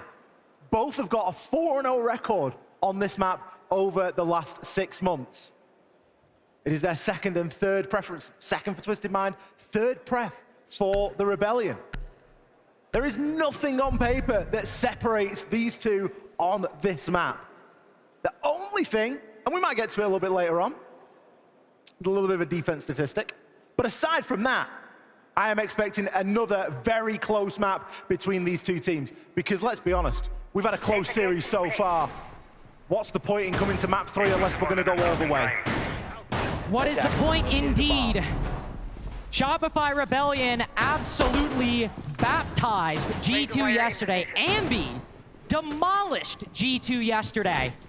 They come into the day going from a really good North American team to sudden tournament and grand final favorites. They have struggled for every single round, win or lose, on both Lair and Clubhouse. Now as we find ourselves on Fortress, this team, I imagine, will still face the toughest fight they have this entire tournament. Hashom, again, taking a peek outside the window. Again, it is against Ambi. And again, neither party able to secure the kill, but Hashom makes Ambi regret it.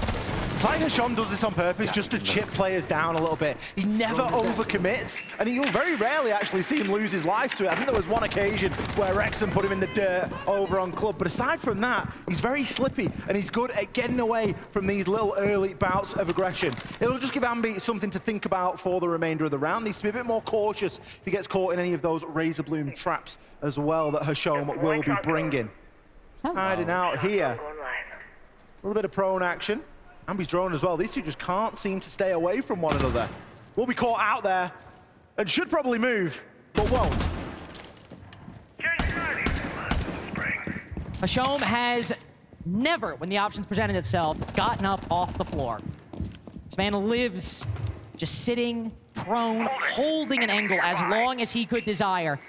He'll be droned, he'll be spotted by not only the Soliton scanner, but the Dokubi call as well. And still, he and Trixt just moving around the extremities of this site. Hashom, it's not Ambi he duels, it is Spoit he kills. It's J-Lad leading the way for Twisted Minds in round 1 of Fortress. Ambi and Surf both quite low. Hashom finally getting another. But his main prey, public enemy number 1 for Twisted Minds, has still not gone down. It is Ambi in the 1v4. Just one player peeking around the corner. He finds him.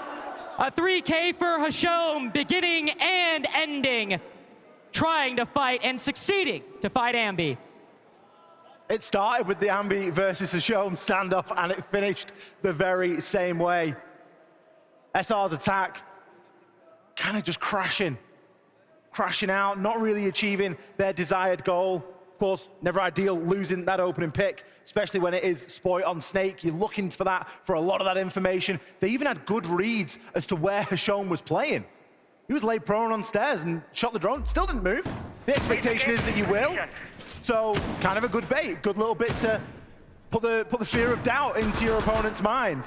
There is no doubt in Twisted Minds' mind, though, as they are looking pretty confident here, and they should be. Defense is going to be mega favored on Fortress. It is the most defender-sided map that we have in the pool at the moment. And I don't see that changing over the course of this series, not just yet. No, I don't see map 3 of Rebellion versus Twisted Minds changing that. It has been 3-3 halves, both maps you've had so far, as close as it can get. 5 seconds to insertion. All 12 rounds on the second, all 15 on the first. We can only hope it'll be the same fare on map 3. Hashom, I don't even need to say it at this point. We all know it. Ooh, never mind, we don't know what he's gonna do. He's not peeking out the window this time. He is sat prone beneath the single window. We'll have to see a shot by Rebellion clear it if they use or send a drone over to that position, as on the Rebellion side, Canadian, again, bringing in the shield, characteristic for these Rebellion attacks. Monty Band, he goes to the Blackbeard or the Blitz. You'll have to look over on this old tower side to make sure he doesn't get caught up by anybody, say, ratting through a window. Yeah, I think Hashom was just gathering a little bit of information there. He catches a couple of players, the sound cue of them getting up there on the rappel. He can continue to play and harass around this area. And again, just make it difficult for the Rebellion to move in. You can see how heavily stacked up everybody is at the moment on this Hammam roof. And if they're all going to try and ball in off the back of Canadian, they might have a bit of a problem. Might all stack up. Canadian as well has faced a bit of difficulty on these shield entries, but shot by Rebellion maintaining an advantage. Ambi pushing in deep, holding through the smoke, still shot through it.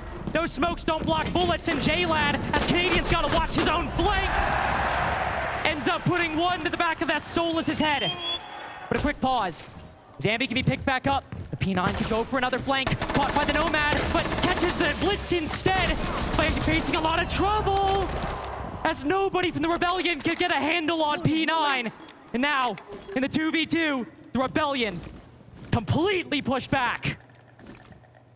The cut-off wasn't sufficient there. P9 being allowed to play in that position. Retake that ground. Has devastated the advantage that the Rebellion worked so hard for. They almost had the plant down at one point, and the decision was to come off and guarantee it by having a good idea as to where these remaining defenders were. Now we've got Rexon left scrambling, trying to gather as much as he can out of the drone, and they're both going to push one door.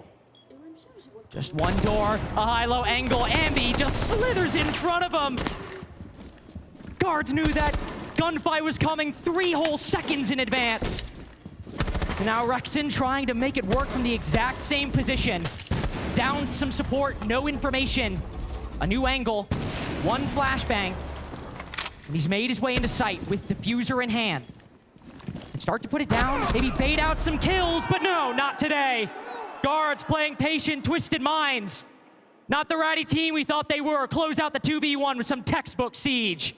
Twisted Minds happy to play from deep there. They've got DMRs, they may as well. It's going to be perfect for that sort of an engagement. Only a couple of bullets needed to be landed. The Rebellion really attempting to go for that all or nothing play. Sending Canadian through. They got a decent opener. Rexon was able to take Hashom down, wiped him off the face of the board straight away. So that's all of a sudden the lurk player, the flanker, the player that you're expecting to be a bit of a problem. The problem player was P9. Yeah, sure, Canadian gets the kill onto J-Lad, but that cross right there from P9 was devastating. Not only grabbing one, but a second as well.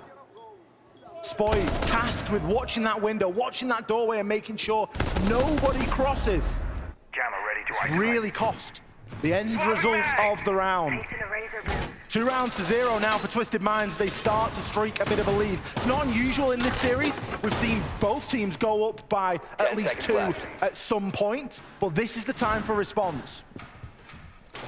We'll need to see a response from the Rebellion, or we'll probably see a timeout from Super. I'm surprised we didn't see it. All things considered, I mean, it was a bit of a close affair in round 2, but round 1, there was only 1 body lost for Twisted Minds. They get 3 in a row. They're making the most compelling argument this entire series that they, the best meta team we've seen on the international stage in the history of this game, making a semifinal. they'll be making an argument that they can push this one more map, one more series, and be the first MENA team in the grand final of an S-tier event. Twisted Minds now looking to get that third round. Will move down to the first floor. Everybody scattered around the bomb site, but nobody up top. Hashom, ever the confident player, will go down early to Rexen. Not having desired impact over the last couple of rounds. He was brilliant in round one, but aside from that, he's been quiet. Hasn't had a kill since the opening portion of this game, and will be quiet here in round 3. Rexen, again on that entry.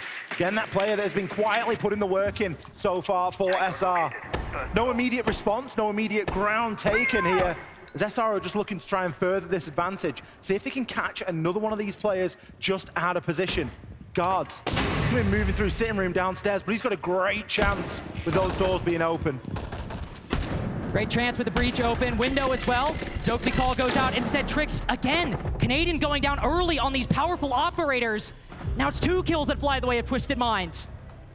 Still at the halfway point, still equal. J-Lad puts Spoit flat on his back. And it is again Twisted Minds just completely dominating the Rebellion. It might only be one body. The Rebellion started off with an opening pick this round and the last. And now when we get to the end, it is Twisted Minds up 2. A beautiful recovery in round 3. And so Surf, who has clutched so many times, in so many positions, sees a laser just right on the windowsill. Just a little bit of hope, and yet it seems unlikely for him to get this clutch, especially with Diffuser in their hands. It just feels like an ask that is too big at this point. Sure, everyone's low, but they're buddied up, and they've got control of the kit. There's 40 seconds for Surf to try and work with here. He may find one, but picking up all 3 is going to be near impossible. It does not seem likely, especially with a shotgun right around the corner. J-Lad and Trix might be low HP, but Surf would have to hit one of the craziest shots this whole tournament. J-Lad swings a little early. Derjmont gives away Surf's position, but they already knew that. They just saw their teammate get decimated by this R4C. Time, it's getting low. Surf's gotta move forward, gotta push into sight, gotta either bait out these picks or somehow, some way put the diffuser down. But Twisted Minds, who've done it so many times, they just burn out the clock in Tricks. Are you fast enough? Can you get there in time? Sees him and snuffs it out. Got a little bit closer than it really needed to be there. Tricks just found himself a little bit too far away, still with just about enough time, but if that had been a slightly off position, or if Surf had another moment to reposition after getting that kill, you may have seen that plant go down and a bit of a post plant generate. As it stands, nothing is stopping Twisted Minds so far on this map of Fortress. Still surprised we've not had the timeout yet. It feels like it's looming. This is the most important side of Fortress. We've seen early timeouts before. That is pretty much what I wanted to tell you, right? We know these guys are highly reactive. They're just flying to wherever we are. We should be looking to apply pressure by removing the traps from the equation so they can't rely on these traps, pulling them because we know they're going to react, and just seeing if we can split. But we have to make sure we cannot do that if we're not clearing fucking anything, okay? Yeah. So we need to make sure that we're bringing shit to clear traps, clear barbs, so we actually have split pressure. If we just are sitting there hoping they run away, it doesn't matter because they know they have the traps to rely on, okay? Guys, I think we've been doing great trading these down early. We're losing the mid-range round again. We need to reset, get on the same page, talk about how we're going to help each other, how we're going to push off each other, okay? Yep. Let's go. Come on. Let's go. Don't ask that now, bro. Round by round. Yeah, this ain't the first time yet. That timeout foretold by Ali, and I think all of us sitting at home, seeing Shopify Rebellion, slowly letting this game, not even slowly, quite rapidly actually, Ali, letting this game spin out of their control. 3 uncontested rounds for Twisted Minds on these Fortress defenses, and if we get a 4th, God forbid a 5th, we might be down 1 NA team in just half an hour. Coming into this day, Rebellion had a 55% attacking win rate on this map. Over half, which is great for a map that's tough to attack on. Like, you would expect this to sit at like a 48 sort of percent. So the fact that they haven't won a round yet means they can't achieve that 55%, of course, because 3-3 will be 50-50. They can still perform and they can still do fantastically well. But as Super's sort of recognized there, They're going to have to shift up their attitudes if they want to try and make that happen. The traps are becoming a huge problem for them, bringing big, powerful operators like Canadian has been doing on the Ying consistently, or the Blitz, and not seeing the desired value out of it. And a player that's being quite quiet at the moment has been Spoit. 0 and 3 across the first 3 rounds here. Bit uncharacteristic from the Spoit that we were used to saying inside of the Swiss. He hasn't had the greatest series so far, but this could be a redemption map if he wants it to be. Not the lowest rated player on Shot by Rebellion, but just 4 EPS above Canadian right now. Spoit has been having the roughest series this whole tournament. And coming off the back of a rough kickoff, the Rebellion need every player to show up right now. After the tactical timeout, Super trying to get the team together, trying to come up with the solution. It'll be a slow beginning, getting a lot of utility, hacking these Aruni gates. They've got no shortage of targets for that clutch drone, mind you. Aruni gates, Razor Blooms, F-Knots, so much utility, a bulletproof as well, that the Rebellion can look towards at the beginning to try and create gaps, create little opportunities for Rebellion to slip into this mid-round and get Ambi activated, get Spoit activated, especially as the Snake has survived this mid-half ban phase and got some good tools. All the focuses have been on the traps, hasn't it? Shock drones from Twitch, clutch drones from Brava, you name it. Ambi, he's gonna have the info here as to where Guards is positioned. But Guards, he's gonna dig back, playing a deeper angle with that DMR. The drone comes through to confirm it, but they are out of there, not willing to hang around. They don't need to see what happens when they stick around. They know what'll happen, especially with Ambi around the corner. Rexon, the first kill onto J-Lad. Mira goes down. That's Rexon's 3rd opening kill in a row. And Rebellion don't have a single round off the back of it. But a 5v4 is never something to shirk at, but it's also something you don't want to waste. A Shome, it's another early death for Canadian, but Rebellion maintained their advantage. P9, he went big in this position earlier. He'll go down in the same spot. Surf, pistol in hand, mind you. Just walks in, wins an important engagement. But Guards, Twisted Minds, secret weapon on this defense, though P9 has made a good run for that title throughout this series. He'll be the next to fall to the AK-12, and so we look to Trixt. 1v3, Rebellion after their tactical timeout, looking like they've put together the pieces, like they've come up with something, anything, just one shot to keep them competitive against an upstart team. They put their first round on the board. I bet the Rebellion wish they could have a tactical timeout from Super ahead of every single round played, because it is very, very effective. It's taken a while to come online here on our 3rd and final map of the series, but it has been good for another round. The difference, a focus on traps, and again, a reminder and a focus on that teamwork. Work those 3-2-1s and really play to those strengths. They got an opening pick. It didn't last too long. It was traded back. But Surf's impact here from Hammam Roof, just being able to affect onto the players inside of Horse, massive. Big 3K from Surf in round 4. Pistol and F2 getting the job done. 3-0 for Rexon as well in the opening kill so far. Finally a conversion for it as well. Rebellion getting some good trends going their way when they need it most. It's only 1 round, but every single half so far has been a 3-3. Rebellion have been able to tie things up both maps. It'd be the biggest streak they'd have to run to do it this time. 5 seconds but they've done it before. 1 round, 2 rounds. 3's just barely greater than both of those. So now they will look over to the old tower side to win this new site being brought by Twisted Minds.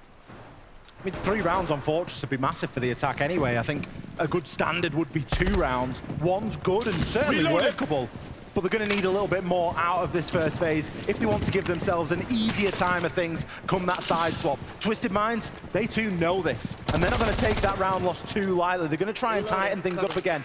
Still, we see them bringing a lot of trap focus, but whereas we've seen a Brava and a Twitch just dismantle a trap game, now we have a Mute in the picture, slowing down some of those tools that the attackers are starting to build. So we're seeing this Twisted Minds team with a bit more adaptation in their belt. They're also bringing a Mirror, a fantastic tool, especially when defending onto this top floor. Give you so many good angles, just looking out from the site. Also putting a lot of pressure onto the Rebellion. If they try to push in just through an old tower direct, they're going to feel really compressed on that side of the map. We've seen a lot of teams, even with shields, get really stuck up on that position and face a lot of difficulty. Nice find with the shock drone. Twisted Minds over on the command side. Finding a little bit of good utility play. Hashom prone beneath this window for quite a long time. I think his presence will be known as J-Lad's found out. Ambi, quick kill, but quickly traded out as well. Rebellion playing so close together. Canadian with the shotgun around the corner finds his second. The P9, again, playing this museum side, but it seems that the Rebellion have an idea. Surf and Spoit watching this position. They'll both fire some shots as Surf takes a more forward stance, but P9 now luring them deeper into this top floor. A decision needs to be made here as to whether they're going to deal with P9 or not. Are they just going to let him hang around there and deal with him at the end of the round? Or are they going to actively try and seek that player out? With the amount of space they've got at the minute, you'd be foolish to try and chase after him. You've really just got to give him that space and hope that you can still keep things tight, knowing that you've got a man advantage now coming into the final minute. A little bit of diffuser juggling going around here as well, as we will start to see some of these sight walls get opened. See the walls get open, see the round as well. Spoit next up on a Trix and a show. Who's been sitting at this window for 2 minutes and 10 seconds. Goes down. P9 only gets one as well. First there was 0, then 1. Now Shopify Rebellion with 2 just need another round to tie things up. Their performance on Fortress could already be enough. They may not have to go the whole way and get that equal 3-3 split that we see a lot of these more even maps bringing us.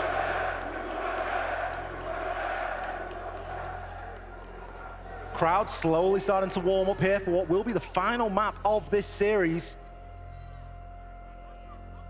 One that Shopify Rebellion really do not want to let squander. The Twisted Minds, bit of a wake-up time, Lynx. They had a really easy time of things those first 3 attacking rounds. A tactical timeout from Super, and the board has just been flipped on its head. And one thing you heard discussed by Super in that tactical timeout was how reactive Twisted Minds are playing, that whenever we do something, we go there. And something I noticed in round 4 was you saw Canadian use 2 Candelas early, then they rotated to the other side, clearly trying to bait Twisted Minds away, then hit where they're just now rotating from and where they're weakest. Taping it to his ear. That is dedication. That's going to be wild to take off later. That is going to be crazy to take off later. As we find ourselves 3-2. Salt Lake City, Shopify Rebellion just need your faith for a little bit longer. They'll need it for more than 1 round if they want to win. But for this half, to get themselves the same tie game they had on Lair, on Clubhouse, here on Fortress, they will need you to believe for another 3 minutes and 30 seconds, including the prep phase. They need to make good on it. The Rebellion now, after that tech. Well, hold on. Maybe we'll have another one. We will have another one. I hate when I get a bug in my mouse. Don't you hate the mouse bug? I've been thinking, Lynx. You've been thinking? I've been thinking. What are you thinking? I'm wondering if the Rebellion have done enough already here on this map. There's a crazy stat we can drop. We've got a little bit of time. Okay, go on. I'm listening. 17 out of 19. Okay, that's a fraction. The defensive wins for SR on this map. So you're saying in the past, what, 4 plays? Yeah. SR have won 17 out of 19 rounds. On defense. On defense. Okay, that's kind of insane. That's what? 88%? Something like that? Oh, so close. 89.5. I'm kind of the GOAT. I was terrible at math. Awful at math, actually. That was actually a massive anomaly in my life, all things considered. As evidenced, given that you were a whole 1.5% off. And given that I heard people laughing after I said that, so. Unfortunate, really.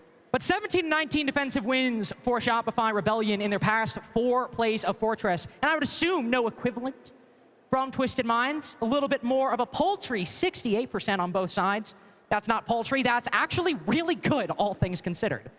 But if Shopify Rebellion can really prove to be that good on these defenses, This might just be enough with 2 rounds. That could certainly be it. But a 3-3, and all you need is what? To land 50%, not 50% if it's a 3-3, of course. But what, 2/3, 66% on your defenses? That's worse than both the Twisted Minds' defensive win rates. It is. I think the context to throw into that is that Twisted Minds are a very good Fortress team. So you can kind of take that with a pinch of salt because their attacks are fantastic. Whereas the sample size for SR is going to be a little bit more shifted towards teams that maybe aren't as good at that attacking side on Fortress. And we all know that Twisted Minds are very capable on this map. They've already taken down some formidable opponents, most notably Enterprise, only a day ago. It's where we saw that 7-2 win versus the all-Aussie lineup. Gave them that spot in the game here today. They also took down G2 before that, for what it's worth. Enterprise, obviously, great team. Shout out, top 8. They also took down G2. I feel like that's worth mentioning. Don't want to bury the lead, as you said yesterday. I don't want to. If I'm going to cast with a Brit, I need to work on the slang. I need to work on the pronunciation. And hopefully, we've now worked on the mouses. The mouse bug has been solved, and hopefully now, we are looking to get back into the series. As it stands 2-3 for Shopify Rebellion, just looking for one more round on this attacking side. Twisted Minds have held off formidably this entire series, even on that 8-7 loss on Lair. They now look to try and take the first definitive lead at the half out of this entire best of 3. We've been treated to 3-3 being the side swaps at the halfway point. Will this map be any different? Twisted Minds, they would love to go onto their attacking half with a brief lead over Shopify Rebellion. The tools that they're going to be bringing to do it, they are just going to be doubling down on those pain points. Traps, traps, traps. That's the order of the day right now. Not only have we got Thorn that we've seen already in all but 1 round, we're now also seeing Ellaby brought. We've got those F-Nats from Fenrir. They could be a nightmare, especially with how many techie small corridors we've got over on Fortress. And a good old Tachanka just to bring a bit of stability and really zone off those corridors. A lot of corridor play on Fortress. It really is very layered. Once you've got yourself into the building, you kind of just get into another corridor in a lot of instances when you're trying to attack that top floor. And Tachanka can be brilliant for zoning off large portions of that map. Also worth pointing out, that was 3 sets of barbed wire put down at the bottom of Old Tower. So not only good for zoning off positions, but in particular that spot. If for some reason the Rebellion tried to go for a direct takedown there, which we've seen a lot of teams do on attack this event, they get caught in that barbed wire. That fire is going to, well, envelop their feet and will likely take down anybody who walks through that position. Seems the Rebellion has something different in mind, though. Currently just probing around the map, opening up some of the important exterior walls, also getting some important information. That Soliton scanner, I believe. P9 and J-Lad spotted by it. Might be something else as well. Canadian prepping some utility. Again, this might just be a fake. Might just be 2 Candelas used without any commitment behind it. But as we get to 3, this is entirely different. Canadian catches P9 off guard. Ambi next up onto J-Lad. Looking for another. Finds one. And look at him run back down the hallway out of the range of that Soliton scanner and joining the rest of the team on site. Twisted Minds now trying to dig a little bit deeper. They've got some utility to do it, but losing 2 bodies cleanly on that roam clear with very little spent is a big, big problem. Yeah, we've seen the Candelas used, but we've not always even seen Canadian get a chance to use those Candelas, and we've still had close rounds. So the fact that he's still got one in pocket, going to spend that out there now. Hashon will get a very important refrag back, though, but he's still in hot water. Still in hot water as Rexen quickly trades him around the corner. Minute 10 seconds to go. Shopify Rebellion have Diffuser outside of the single window currently. Need to go pick that back up unless they want to finish this on kills. Guards. What a big rotate, but Canadian. Oh, just face checks the angle. He's ready for it. Shotgun tags up guards a little bit. Now the Malusi quickly sprinting back to site. LMG tracing a player as they walk down the Old Tower stairs. Flashbang sent out in turn to keep him at bay. Guards now taking another 1v1. Desperately trying to find a successful gunfight. He's tried so many at this point. He's looked at every player. Negligible damage dealt to every single one. And after 3 in a row, the Rebellion tie it again.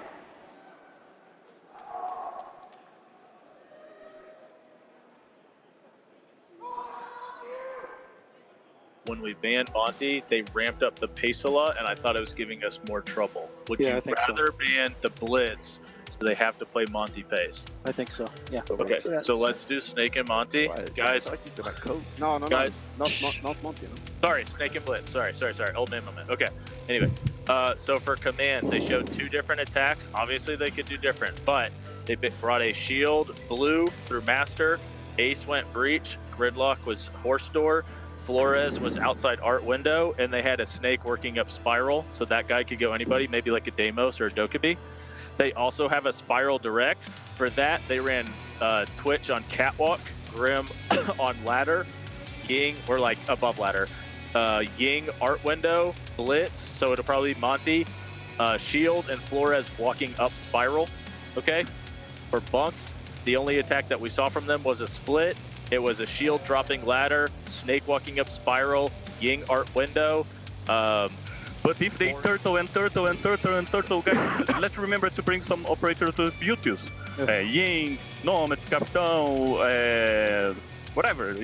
I forgot the name of the last one. صار لما نشوف قاب خلينا نشتغل عليه مع بعض. صار 3 1 لعب سريع لا نعطيهم وقت يفكرون ها. اوكي. عاد اذا ما بردوا الشيلدات يعني باقي الشيلدات. اوكي. يتم. يا فهد تذكر تاتشر دربنا عليها يا فهد تاتشر لا تقتلني لا تعطيني تحت ضغط تكفى لا روح ليش كذا صوتي انا صوتي راح والله صوتي راح يا عيال والله صوتي راح انا يلا باقي فور راوند ايش يلا يا رجال يدك يا شيخ يلا يدك يلا يا ابويا يلا يدك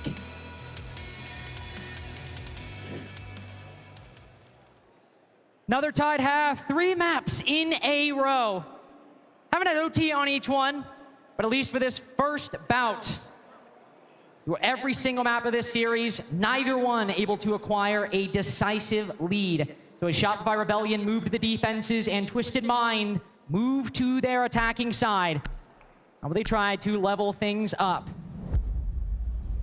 Ooh, I thought maybe we'd get the double hard breach denial ban, but no, it is instead Snake and Blitz taken down. And Ali, these are 2 operators that Twisted Minds play so much on every single one of their attacks. Yeah, it ties into the timeout that Super gave us, you know, ban the Snake, ban the Blitz. The theory behind it, for everyone in the arena that didn't hear it, is, of course, that the Rebellion are much happier with them dealing with a Monty pace than a Blitz pace. So on Clubhouse, where we had Blitz and guards just running through site setups, because they're Blitz and they can do it, because they're a little bit quicker, they're a bit easier to mobile the way through.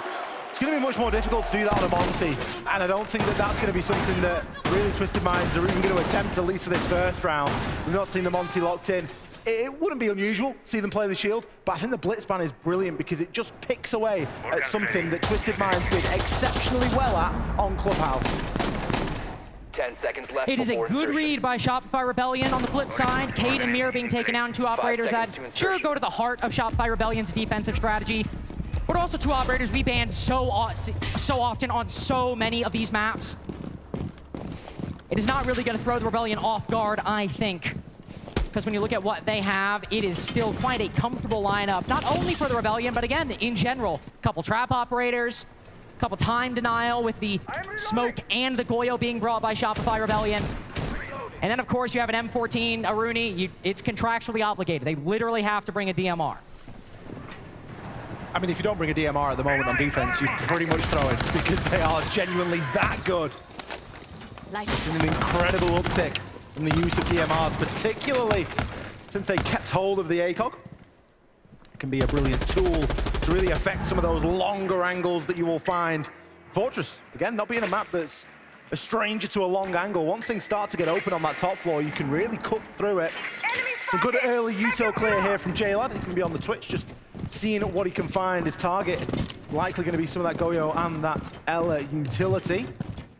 Trying to clear the way for guards, whereas we would have seen that be a Blitz previously. This time it's a Monty, and Rebellion, they feel more comfortable dealing with that. Let's see if that actually is the case. You can see it in theory with the slower pace, but as you pointed out, I imagine guards can still get a bit quick with that shield, even if slower than the Blitz. So many barricades on this side of the map. Gonna give Rebellion good information for where Twisted Minds are pushing. Spotting a shock drone as well. likely indicate to Ambi that maybe this could just be utility clear on one side. They could be rotating and could be pushing from Old Tower. P9, conversely, him and Trix both right outside the site, instead pushing from Tower itself and looking to bring in this other element of the attack, these two concurrent pieces, and squish the defense between them. J-Lad ready for that flank. Knew Ambi was gonna go for it. His own barbed wire telegraphing that play. Surf, so focused on the other angle, so worried about the Deimos. Goes down in the process, and while the Rebellion fight back with 2, it is equal on both sides. An equivalent exchange that just solidifies Twisted Mind's advantage. Spoit spotting one above, stacked up above the boxes. Just slightly cuts off some hair, shaves his head, and now down into a 1v2. Mashom's got to cover J-Lad on this diffuser. Waiting so patiently, J-Lad will pop up for a second, but they have 25 seconds to play with. They can try and bait out Spoit. They can try to see what he's gonna do. As the Ella commits, as he swings around the corner, he's softened up J-Lad quite a bit. But Track Stinger's on one side, so low HP, so little time. Where is he gonna go? Where is he gonna commit? As one player around the corner, they're just barely dodging these angles. He'll take the long angle fight, trying to bait it out. With a hip-fire headshot. On 1 HP, Spoit just needs one more!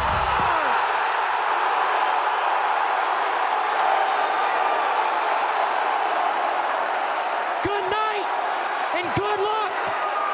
Shopify Rebellion retake the lead!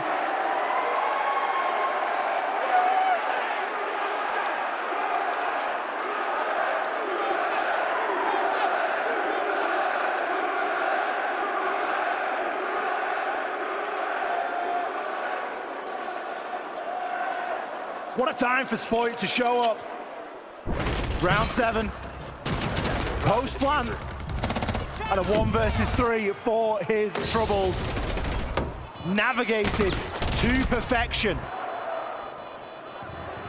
Hasham. Did he disconnect? Just flat looking the wrong way on Gridlock of all operators. He's going to be he was stuck out. You could see half of the body as Spoit swings the corner. We'd said earlier, Spoit had a quiet series. Even if that's his only contribution, it's enough. Or it could be, depending on how these next rounds go.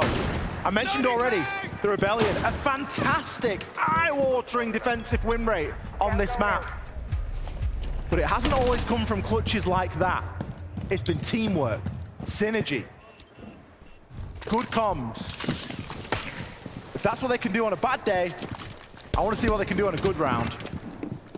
On round 1, the only thing that separated Shopify Rebellion and Twisted Minds was 1 round. Just 1 round, 3 minutes, 5 kills. Barely anything to take notice of in the grand scheme of things, but in games like that, if you can get a player that buys you around by sheer force of will, that can make the difference with how close this game has been. If Shopify Rebellion become the team, channel that defensive energy that you pointed out, an 89.5 defensive win rate in their past 4 plays of Fortress, that round might still be the difference maker in what has been one of the closest series we've seen in all of Salt Lake City. Guards moving down tower with fire in his way. There's nothing he can do. He understands he can't retake that position. Shopify Rebellion will fall off in turn, reinforce off, as the Deimos and Monty join forces to begin this roam clear. Really good extension there from SR, not committing too heavily to it. Little pocket reinforcement, and they can immediately block that off. Spoit looking to finish where he left off here as he's keeping his close eye on the hop-in. Lion Scan, always a good indicator that something's going to start happening. It's going to be J-Lad to take a little bit of damage there as it's Canadian to put him down in the dirt. But it's Spoit to finish him off. An impact grenade. IGL setting up his team, but Spoit will lose his life for it. Tricked from outside punishes the Ella for his insolence. So Twisted Minds aren't quite in the disadvantage they once were. But only a minute to go. 2 minutes been spent getting this control, but they have made it progressively closer to the site. More Razor Blooms go off, some damage dealt to this attacking team, but still a little bit of work to do. Guards trying to bear down on the Monty now, but the utility's just keeping him at bay. Vulcan Packs, that's going to be enough to burn at least 15 seconds. And even then, he's going to push in and see what Rexon staring straight at him. Again, it's not like he's playing the Blitz. It's not like Clubhouse where he can just ignore that and push through. He's calling for his team. Toxic Babe canisters now come in. It just furthers the problem, Lynx. Just issue compounding on top of issue for Twisted Minds. Shopify Rebellion just playing the game they love to, based off utility, based off teamwork. Ambi making his way through, but the round might be done before he even gets back home. Rexon taking out the pistol, but Ambi, knife to the chest, and Ashom has lost his head. The Rebellion now 2 rounds in the lead. Canadian rolling back the years there, first and last kill in round number 8. Guys, let's just be chill. Guys, what we did in the first round is right. Let's keep controlling the map, split 3-2-1 and go. The bomb site now will be kitchen. You guys want to do the vertical one? Horizontal, I think we should do horizontal. Yeah, exactly. Okay, with Doc, Hashum go above like this, you know? Yeah. اوكي خلاص اخوان هسه راح ياخذوا كيتشن راح نسوي شو اسمه فهد انت راح تلعب جهه اللاندري انا حلعب شاور هشوم انت راح تطلع فوق وتركسد وقار تركسد وقار ذا ميوزك صح هذا البش او لا دقيقه فهد افتح اي خلاص نفس ما انا قلت هشوم لحاله فوق ها انا وتركسد نبش ميوزك وانا شيل اي لو عندكم الا ولا شيء بلعب تويتش عادي وانا شيل صح؟ ايه اسمع تركسد اوكي على طول ما ولا شيء عادي خذوا راحتكم عادي يعني. Twisted Minds taking a breather as Shopify Rebellion now have not just 3, but 5 rounds in a row across 2 different sides. They have won both primary defensive sites. And as predicted in the TAC timeout, but I think a reasonable prediction for anybody to make, it will likely be Kitchen as the 3rd site for Shopify Rebellion. It's always the tertiary one. We see defensive teams go to Ali, so Twisted Minds thinking a lot about what they want to do for this one. It's time to lock in. They really need to understand how they want to approach these next couple of rounds. 5 rounds in a row. Side hasn't really played too much of a factor. Past the timeout from Super, by the way. The Rebellion have not lost a round since round number 3. And it was at the end of round number 3 that we heard the tactical timeout. It was incredibly effective. Yes, you've got a side swap thrown in there onto a side that they are very favored at. But they're still going out there and doing the business. They're still getting Monty Shields put in the face. They've still got Deathmark trackers. They've still got bees thrown at them. They are still going out there and putting in the work. You can see the Rebellion locked in, but smiles starting to appear on their face when it has been tense in the Shopify Rebellion paddocks up until this point. Maybe just allowing themselves a little bit of joy in what has always been quite a stoic, quite a dedicated, but very cold team. We've seen Canadian get loud when the moment arises. I imagine if Shopify Rebellion make the grand final tomorrow, we will see him electric as he's always been. It's been, I think, 4 years since Canadian's been in a grand final. All the way back in Charlotte when Dark Zero at the time, led by Canadian, won the Charlotte Major. And it has been a long time since Canadian has been there since then. In that time, Beast Coast / M80 have risen, then fallen again. Brazil took over. Brazil starts falling by the wayside as FaZe the only ones that remain. So much siege has occurred in 4 years. And it just... Shopify Rebellion can net 2 more rounds. It'll be like no time has passed at all. Logic on phone calls, trying to open things up here then for Twisted Minds. They are still trying this Monty. They are still trying to gain control, and they are still facing the same old tricks. Smoke canisters, keeping them at bay. Not able to progress, not able to gain that map presence that we know that they can work exceptionally well with when they get it. But they're going to have to do something about the positioning of these 2 players right now. You've got Sploit and Canadian both just batting them back at the fringe. Guards, he's got loads of information, but he's no real way of doing anything about it. He's going to need a little bit of support here to come in through that Hammam room. Where is that support going to come from? That's the issue I think I'm seeing right now. Because sure, you've got the Dokkaebi calls, but what is some exothermics going to do? What's an F2 going to do on its own? You've got a lot of secondary utility, tons of smokes, in fact, but not a lot of that powerful primary utility we normally see for the attacking team. Spoy with a trade, not with the player he's killed. That's honestly kind of good, all things considered. The Monty goes down. That is huge for Shopify Rebellion. Taking all the pace out of the attack, hasn't it? J-Lad now left to try and move through main hall, see if there's anyone that he can find on the periphery, caught out on the default cam, and again, it just looks like there's a lack of information right now for the side of Twisted Minds.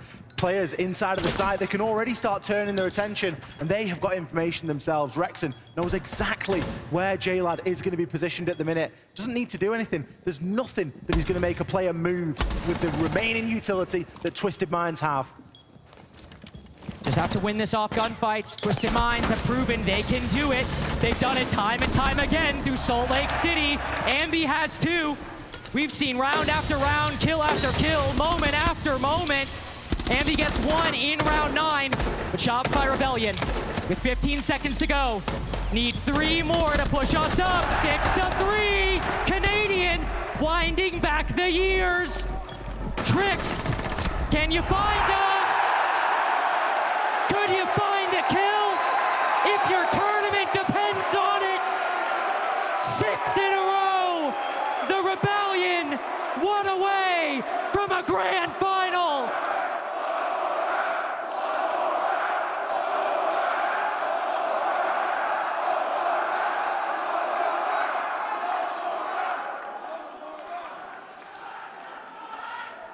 Shopify Rebellion. All you need is 1 round. They've done 6 rounds in a row here.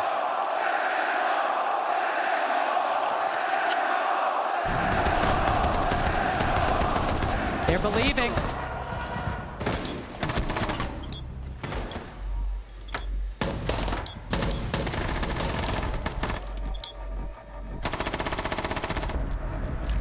Six in a row. 6 rounds in a row, Ollie. It's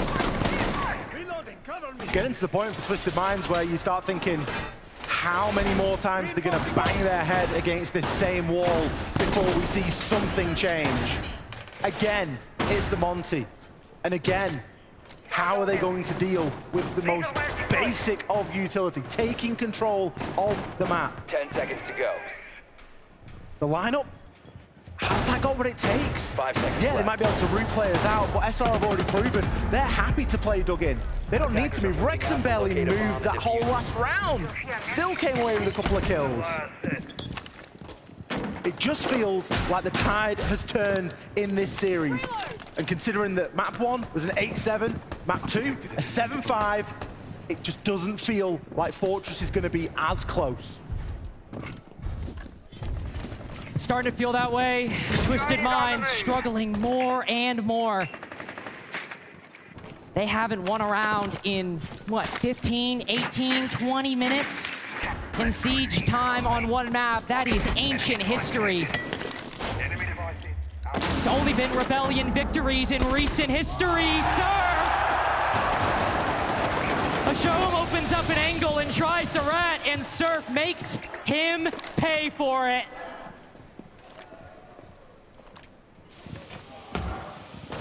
No response on the opening pick. Hasham, Blocking their side. bit of a quieter player here on Fortress when it's mattered the most. Guards trying to make something happen. He's got the read, but he's just going to have another toxic babe at his feet. And finished by Canadian. Just completely shut down. J-Lad tagged up. P9 finding Canadian. Silencing the crowd for the moment. The Twisted Minds look to be going for a direct take, Ollie, but struggling in the mid-round. They will bring it to a pause. They've removed the pace out of the round now, recognizing that it's still winnable. They're still not in a terrible position at the moment, but SR are in arguably the best position. They're IGL, their leader. Sat back watching. Canadian can just move the chess pieces as he sees fit here, and they've got the man advantage. That should in itself be enough to work with. That should be enough. Directing his team, directing Ambi, a man who has needed no introduction, a man who does so much for Shopify Rebellion. But it is the team, it is the Rebellion that have kept Twisted Minds at bay for 2 minutes and 20 seconds. And it is the Rebellion who prove that this is no rerun. Salt Lake City, North America make a grand final, and the Rebellion will be live. As an organization, this weekend has been a deep plunge into the darkness. For SR, this is uncharted territory. First time as an org, they will make a main stage, and with that win, they'll book a spot in the grand finals tomorrow. It's been a long journey for this roster, and while they do have major winners, it has been a long time since we've seen them lift a trophy. It has been so long since we have seen the Rebellion, since we've seen Canadian in a moment like this with a grand final tomorrow. And either way you cut it, could fight his old team for the trophy or could fight the two-time world champions in a duel to the death in Salt Lake City. A massive performance for Shopify Rebellion, a big moment for North America, and a big moment for one man in particular. And I do believe we have that man on stage with Ian. It is Canadian that I want to hear from right now.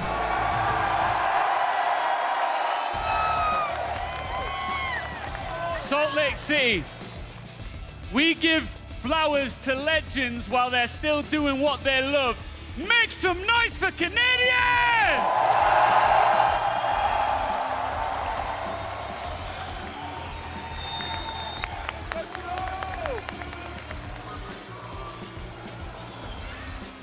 He shut down the USA champ. Canadian, you're a legend up here. But this roster, everything seems to be clicking at the right time. What's happening here? I'm gonna be honest, I don't think any of us really know what it was. I think we actually got just somewhere during this kickoff stage, I think we got so much like negative feedback and just like, we finally became an underdog. And I think a switch flipped in us of not playing with so much pressure and playing to prove people wrong rather than, you know, we deserve to win. We deserve to be like as good as people expect. And we played like we have to prove that point, and we play with the belief in each other that we believe we're that good. No one else believes it, but we believe it. And we play like that now, and I think ever since then it hasn't gone better. On a personal level, it seems like you are rolling back the years. It's like you stepped into a time machine. How are you doing this at this level at this point in your career? I mean, I'm off and on. I'm still getting smoked, but I mean, the guys are like just absolutely thriving. Though I think we're playing great as a team.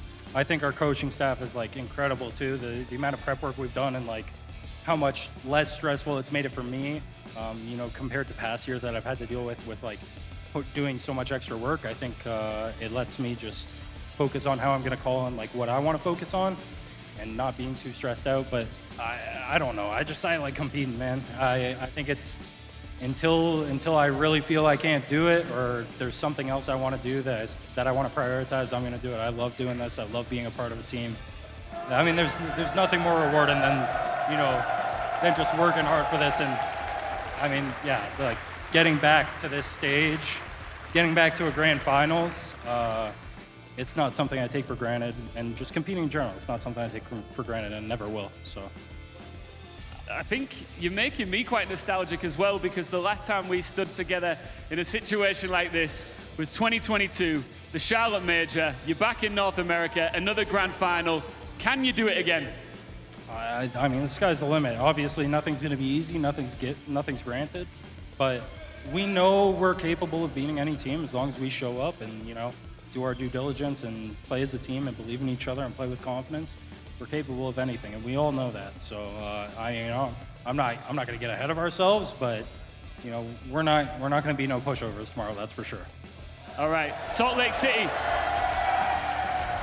One more time for Canadian and Shopify Rebellion, your grand finalists for this major.